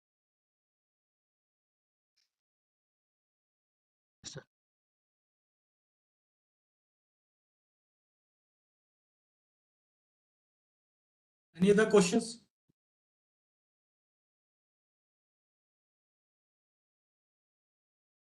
Sir, is there any scope of new law or the amendment in the current prevailing acts regarding the to curb the terrorist activities? Scope is always there. We had in the past specific laws, TADA and POTA. Both of laws were repealed for two reasons. One was the political reason, of course, and second was the application of these laws. Where this कोटा में तो Supreme Court ने कहा कि constitutionally valid है, you can promulgate law, उसके constitutional validity को question किया गया था, लेकिन the way it was implemented, the way it was enforced, अब टाटा पोटा में झारखंड में सबसे ज्यादा अरेस्ट हो गया और फिर बाकी स्टेट में कम हो गया, तमिलनाडु के अरेस्ट बहुत ज्यादा थे, तो इसमें आया कि इसमें अरेस्ट का जो पैटर्न है वो बहुत कंफर्म नहीं करता है existence of terrorist organisation in those area. So application of law इसमें was poor according to Supreme Court. लेकिन आर्गुमेंट है कि अगर लॉ को खराब से इम्प्लीमेंट किया जाए या कन्विक्शन रेट कम है तो क्या लॉ ही बुरा है या दूसरे लेवल पे सुधार की जरूरत है, लॉ ही नहीं होना चाहिए, लॉ तो होना चाहिए। तो मैं भी इसको मानता हूँ कि टेररिज्म पे एक कॉमन अंडरस्टैंडिंग होनी चाहिए, और इसलिए भी होनी चाहिए कि प्रीवियस क्वेश्चन जो था कि इंटेलेक्चुअल का रोल क्या होता है, उसका क्या रोल होता है, वहां पे डिस्क्रिशन पुलिस ऑफिशियल या जो पॉलिटिकल लीडर है उसके पास नहीं होना चाहिए टू डिसाइड कि your this view is against national interest or national security and integrity, because we have seen in the recent past also political leaders or certain police officials also using laws just for a tweet or some criticism of government, and people were put behind bar. TADA POTA में भी यही हुआ था। तो आपके पास एक law है, yes scope is there, there should be law. अभी यूएपीए में ग्रे एरियाज काफी हैं, कई जगह पे इतना लचीला है कि किसी को भी आप चाहे तो पकड़ के अंदर में डाल सकते हैं, थोड़ा सा एक उसके व्यू को लेके भी, सपोर्ट टेररिज्म का। तो उस पे थोड़ा सा ट्रेनिंग होनी चाहिए, सेंसिटाइजेशन होना चाहिए, और agencies should be on one platform to deal with one area that I have noticed here and there. You may be more expert on that because you are dealing. Even there is a lack of consensus among security agencies, various, on how to deal with the problem. How serious is that? So threat matrix आपका होना चाहिए, law तो होना चाहिए legal, लेकिन law को कैसे implement करना है उस पर भी थोड़ा सा क्रिमिनल जस्टिस के जो डिफरेंट आयाम हैं उसको भी हमें देखने की जरूरत है।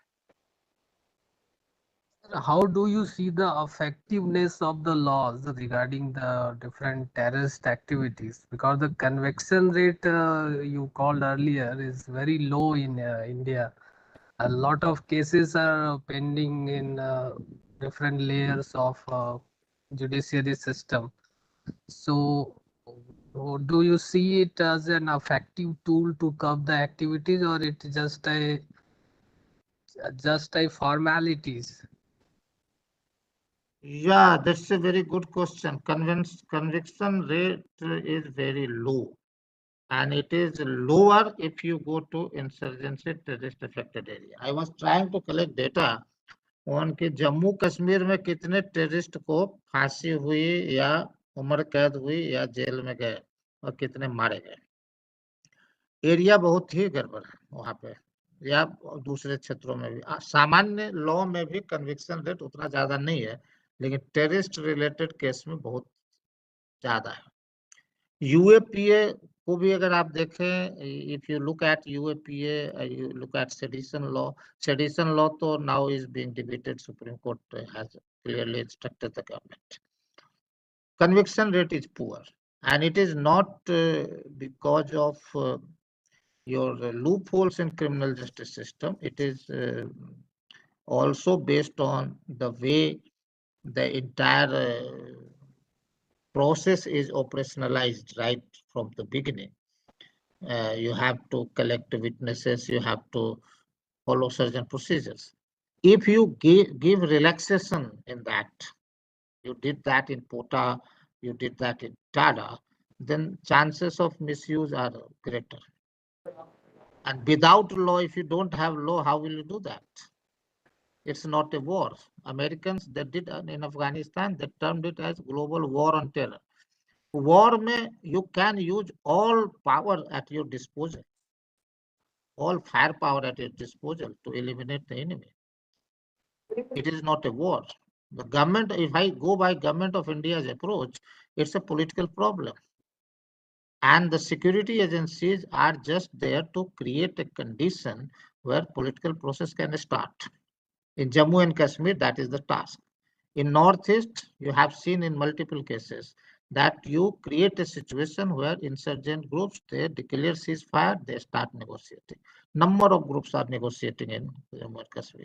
JNK also, you have clearly articulated Pakistan ko ki you stop terrorism and then dosti ho sakti hai aapke saath. We can talk to that. So law is absolutely required. It says it has its own limitation. Conviction rate is very poor. But the second alternative is a war. A war bhi, then it is covered under Geneva Convention. So your counter-insurgency, counter-terrorism is strictly under rule of law. तो law तो चाहिए. अब law को में कौन सा law चाहिए, UAPA में क्या करना है. UAPA has been amended several times. It is now individuals are also designated as terrorists under UAPA. So it is there. There are limitations, and we have to deal with that accordingly. Good afternoon, sir. Good afternoon. Good afternoon. Good afternoon, sir. I feel that India need to take more steps on the checks and controls, having check and control on the foreign funding coming from outside, so that the funds may utilize for both purposes, for good and bad also, especially in religious conversions, which will give impact on the national security in future, which is to be minded very well, sir. Yes, I agree with you. Foreign funding has been one of the areas where you have to take it. Foreign funding is in many ways. When you talk about terror finance, we generally talk about the more explicit form of terror finance.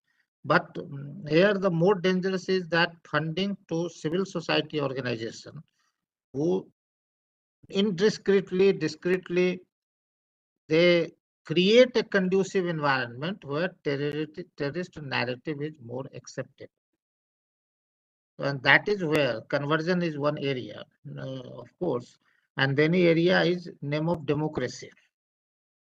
You create a condition through studies, and this is not a new thing for India. United States has been doing that since Second World War. It has been funding studies in various parts of the globe to highlight the problems of those regions, depending on their political interest. So they fund it, and the government of India in the recent past has come out with a list of number of organizations. It has further strengthened the current FCRA regulations, etc. But at one point, the studies that encourages understanding of your adversary, Western adversary particularly, not Pakistan anymore. I'm not talking about crude propaganda here. That is there. I will give you an example. Before 90s, the literature emanating from United States on India was highly critical of India. India तो सपेरों का देश है, भारत तो बड़ी गरीब है, गरीबी. India means poor, deprived, culture, etc. Because that time India was not part of non-aligned movement, not part of US bloc, and apparently closer to USSR. 90s के बाद कोल्ड वॉर खत्म होता है तो same United states literature emerging India is emerging powers, great power, और अभी बहुत तरह के उस तरह की स्टडी आती है. चाइना पे भी उसी तरह की बात होती है कि चाइना का जो है. सो जो these narrative building is very important and we are lacking in that. So you create a narrative and the people will come. It is not directly supporting terrorism on many counts, but it is for creating an ecosystem over a period of time where a particular narrative is more acceptable. So US narrative was more acceptable. US funded India research, and at one point, leading a scholar on India, they were based in United States. वहाँ के university में बैठ के लिखते थे. So we, as a state, we have to work on that. तो हमें अपने strategic culture पे we will have to do more study, more stuff, and you have to have your own national strategic doctrine. Till date, you don't have any. Internal security doctrine, you don't have any. So all laws hai, you apply differently. You don't have one document to say that China has that, United States had that, how you will behave. So this is extremely important. I agree with you. Is it not the fact that the political parties are taking it in a political way? That's why they are ignoring the subject of having checks and controls like that. Does the political parties acting in a fair way, or they are taking it in a political, taking the advantage? They don't want to lose that sector of people, whatever it may be. So in that way, the political parties are acting, what I feel, sir. Yeah, in a democracy, you will have this situation will continue.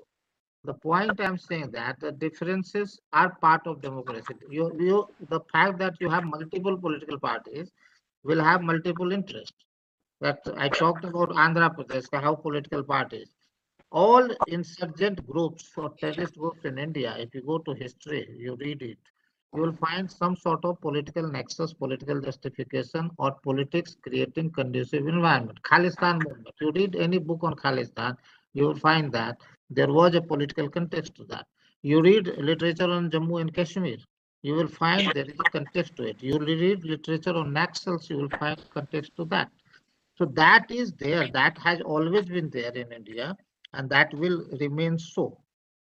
Having said that, you have to have certain minimum understanding on where you want to go as a nation and what are the basic parameters.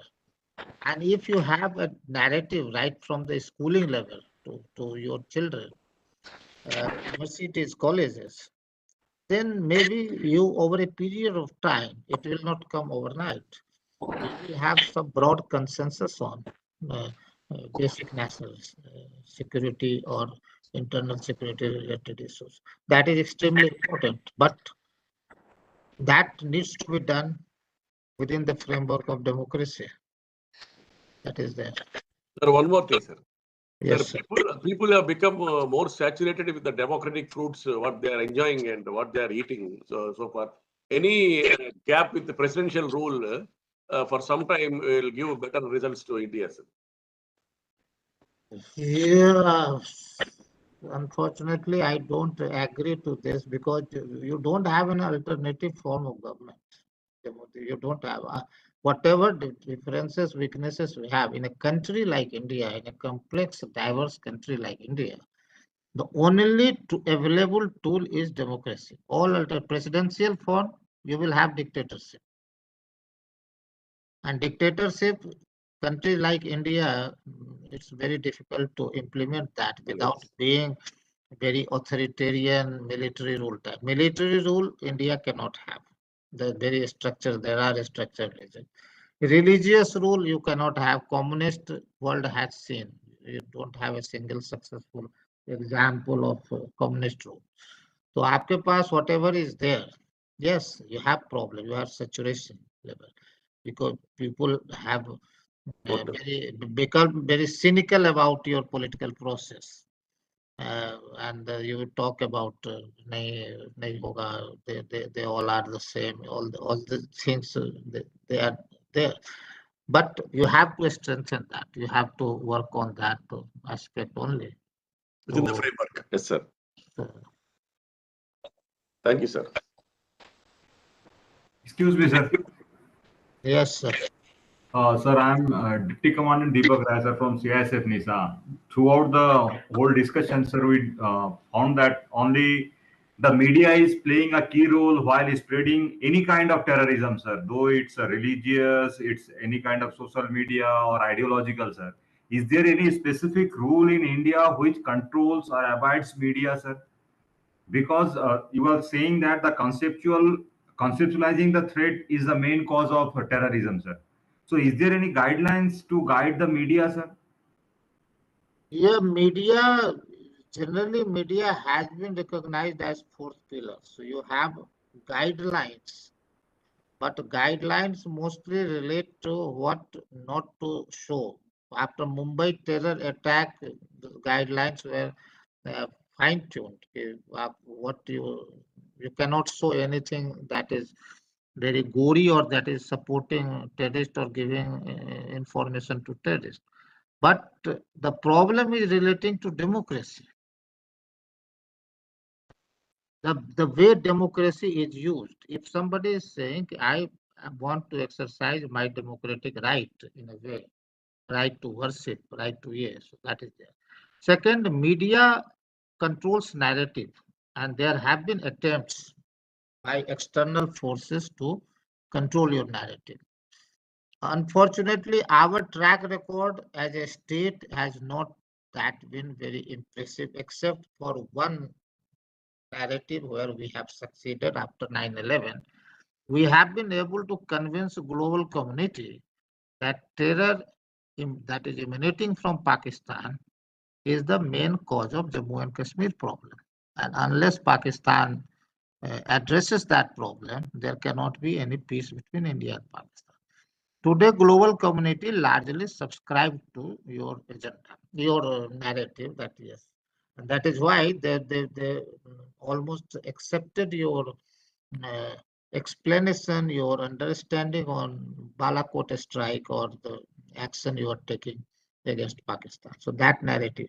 In domestic area, there has been polarization, but there is a consensus on the way the democracy is working, should be working in certain segments of population, because if you have freedom of press, but the difference is mainly because of the narrow political understanding of many people who think that their political understanding is above state. Now the national security, what should be the ideal thing? You're talking about security of a state. And political system is part of a state. So what I do at my university, we say that the political parties, they will come, they will go. A state as India as an entity is as old as 10,000 years, 5,000 years. It's a civilizational state. Political parties will come, political parties will go. Individuals will come, individuals. So you have to have very strong, robust state that is capable of addressing threat and that is capable of protecting democracy also. So I don't see any contradiction that to become more effective against terrorism, you have to compromise on democracy. You have to tune your democratic debate to in a direction through narrative building that strengthens your country. And that is the only way. How it is to be done, no clear blueprint which may. So I'm just saying, let's work together on that.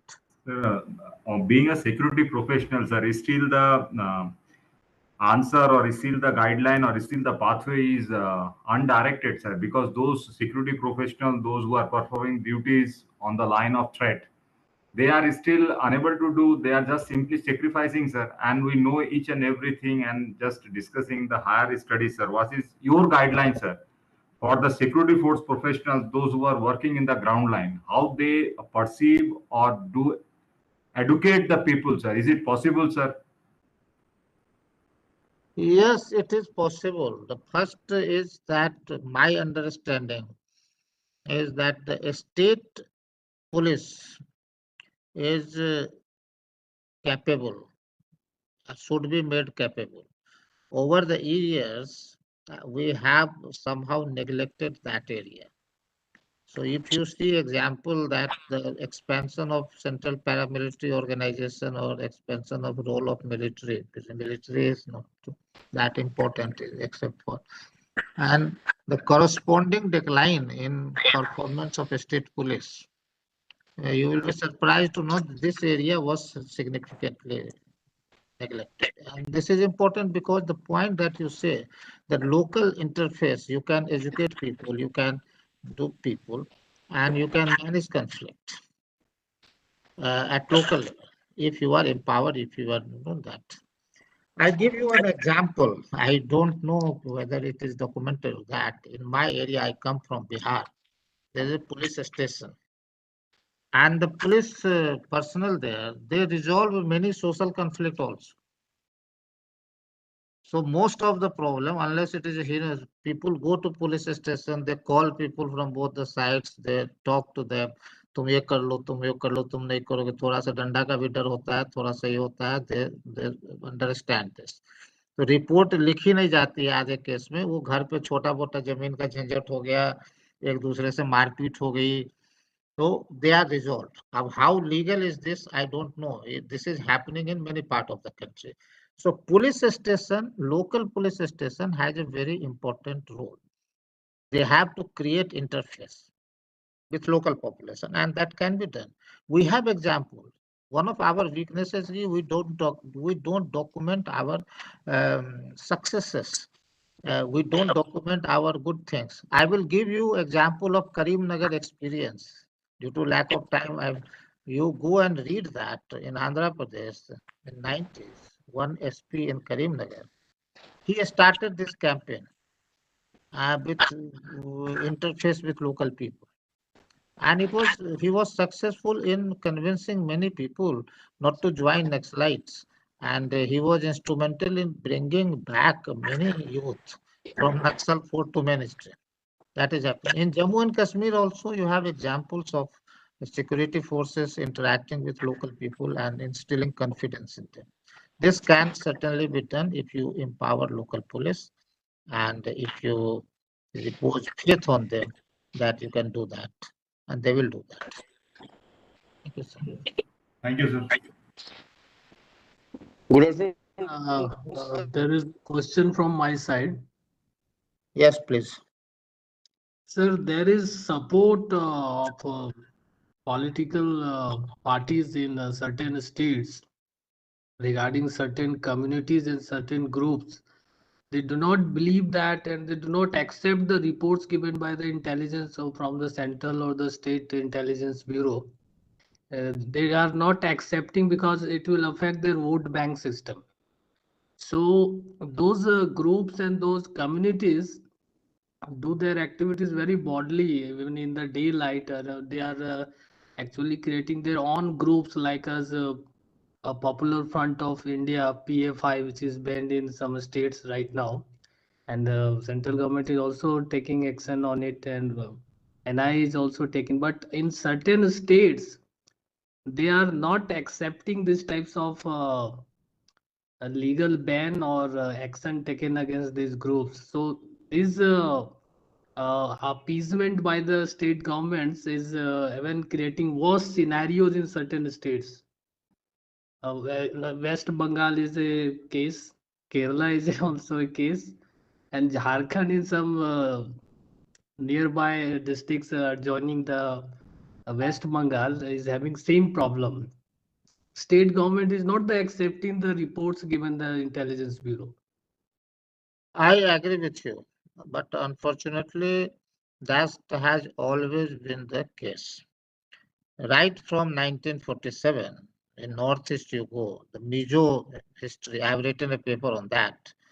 The understanding of Mizo movement varied from political party to political party. The local political party had different understanding and the national. Come to Khalistan movement, you find initial stage political parties were very, very tolerant, sympathetic due to obvious political gains.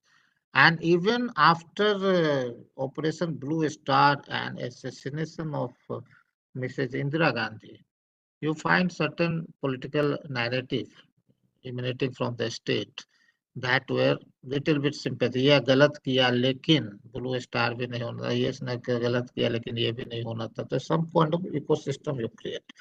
Naxal I have already told you. And the biggest example in the north is that you have said that the silent influx of Bangladeshis into India right from beginning, why they were tolerated, why they were encouraged in some cases. That is, will tell you the story of political nexus for obvious political reasons. And recently, you have this PFI related issues and radicalization related issues in West Bengal, Kerala, and other parts of the country also. This has always been the problem in India. And unfortunately, this will remain so. Will have different political understanding, be it Khalistan movement, be it even Jammu and Kashmir, you can say that different Sir, political I approaches have a have. question, sir. Yes, sir. Sir, Jain, sir. Yes, sir. I'm Manoj from Tripura, sir. Yes. Tripura Police Service, sir. Sir, being proud to be a Indian citizen who is, it's a country of diversity, sir. Yes. What we have found, sir, from my studies, I have found, sir, Sir, Tripura, sir, we faced a lot when I was a child, especially in the early decade of the century and the 90s, sir. Yes. Insurgents groups, we can call them terrorist insurgents, whatever it may be, sir. And they were in havoc, and I myself lost my home and my family members. But over the period of time, we have seen it is the state police itself. Definitely, there was help from other central government agency. The state police himself, with the help of its armed wing, Tripura State Rifle, has marginalized all the insurgents group in Tripura, sir. And sir, what I have found, sir, the approach was quite different from the rest of the nation. It was, sir, what we are doing, sir, here. We are, our communication with the common people is very, very strong, sir. We have a community policing system called Prayas, sir. It is very much affecting. And even though whenever there is a problem of road, there is a problem of school teacher, we also tend to report to the civil administration because of all those problems, sir. And terrorism has a, from my view, sir, terrorism has different windows. And in India, sir, in 29 states, if you'll find, sir, if you'll see that in 29 states, the cause of terrorism or uprising of hardliner are different, sir. Somewhere it is religious, somewhere it is Kshatriyabad, somewhere it is casteism, somewhere it is maybe, sense of insecurity, sir, of being minority or marginalized, sir, on linguistic basis or whatever else it is, sir. And sir, what I feel, sir, single window approach cannot solve, sir, solve this problem because, sir, the problem is different in different state in different sectors, sir. And it is very evidently written in a book, sir, Tripura's Brave Heart by our ex-DG B.L. Bora, who has written the book, sir. So where very authentically he has showed how the police was marginalized and the same police, sir, stood back and fought and eradicated, sir. The almost eradicated insurgency, sir. For last almost 10 years, sir, we don't find any insurgency related, big issues or any incident inside Tripura, sir. Some cross-border sometimes happens, but with the help of other central agencies and all, and also the approach of the police to the common people, sir, it was a great help, sir. People accepted police like anything, sir. And within a span of, we are we're still improving our relationship with the people, sir. So can a single window approach be helpful, or there has to be a multi-window approach for different places? Because suppose I am serving in Tripura, so now being a part of the Indian Reserve Battalion, I may be sent for operation or whatever else in other states, sir. So my approach in Tripura, my problem in Tripura may not match to the problem of Telangana, may not match to the problem of Jammu Kashmir, may not match to the problem of UP. So what I find, sir, before involvement of security forces, sir, they should be highly, sir, taught or sensitized about the culture, language, rehen sehen, you can say their food habits and everything, sir. And, I think that might solve many a problem in tackling insurgency and approach of the security forces, sir. Thank you, sir. Okay, sir. I fully agree with you. 2-3 points you highlighted that I have also been arguing that a state police would be a more effective tool to understand the problem. The success story in India, be it Punjab, Andhra Pradesh, or Tripura, where a state police spearheaded fight against insurgency. The second point that given the diversity of India, and should we have a unified approach or a theater-centric approach? My take is that every region has its own uniqueness. And the fact that we are interesting a state police to understand the problem, theater-centric approach is more effective, a state-centric approach. Within overall a doctrinal framework we talk about, because you do have concept of federal crime, organizations that are active in multiple states. For example, CPI Maoists, they are active in many states. So for long we experimented with that. That's a law and order problem as respective states will do, but you have to have certain unifying thread that can address this problem. PFI is active in many states. Similarly, Indian Mujahideen, Lashkar, etc. So, theater-centric approach under some doctrinal framework, that is what is required. Be innovative, because local police is best to understand the situation. If I deploy CRPF, then to Naxal areas, and compare their performance with greyhounds in Andhra Pradesh, I will be doing disservice to both the security forces and the local condition, because familiarity is one. So that is one aspect that we have been trying to strengthen your local police. Theater-centric approach, yes, but under some overall doctrinal principle. And thirdly, we need to take a lesson from other success stories and not mechanically implementing that. I will say that when success of Andhra model, that Greyhound model, it was advised that the Chhattisgarh should also adopt that model, but that model was not successful. Chhattisgarh. You have to take into account the uniqueness of each theater where you are fighting these forces. But you have to have clear conceptual understanding of the threat. Otherwise, what is happening is state police, state government, they have different approach to different problem, and many times political imperatives of political parties, they condition security force response in that particular state. Thank you.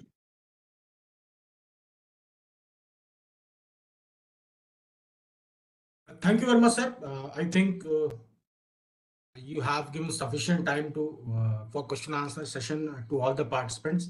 On behalf of Director CAPT, sir, I convey my gratitude to Professor Sanjay Kumar Jha, sir, for excellent and meaningful session in this lecture series on terrorist and national security. Sir, during your deliberations, with the help of presentation, experience sharing, and question answer session, you have beautifully covered all the aspects of terrorism, conceptual issues, global security, and overview, terrorism trajectory, situation in India and its major issues, dynamics, and emerging trends. Sir, we are truly enriched with the knowledge and insight given by you on the subject, and it will certainly create awareness in all the participants of various organizations who joined this lecture series today. And I urge you to please keep on sharing your experience and guidance to officers in future also. I also want to thank all the participants for sparing your valuable time and active participation in this online lecture series. And it's an urge to you all, please be participants in our future events also. In the last but not least, I want to convey my compliments to Team CAPT for organizing this lecture series and providing a platform to all the participants to learn, gain knowledge, and create awareness on terrorism. Thank you. Jai Hind. Thank you, sir. Thank you for inviting me. It's always a pleasure to interact with experienced people like that. It's a learning process for me also.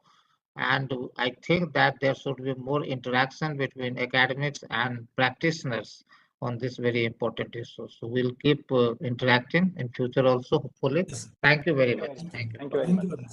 Thank you. Thank you.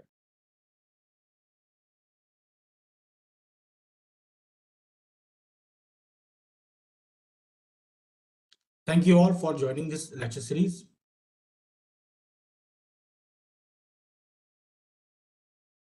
Thank you, sir. Thank you, sir. Thank you. Thank you, sir. Thank you.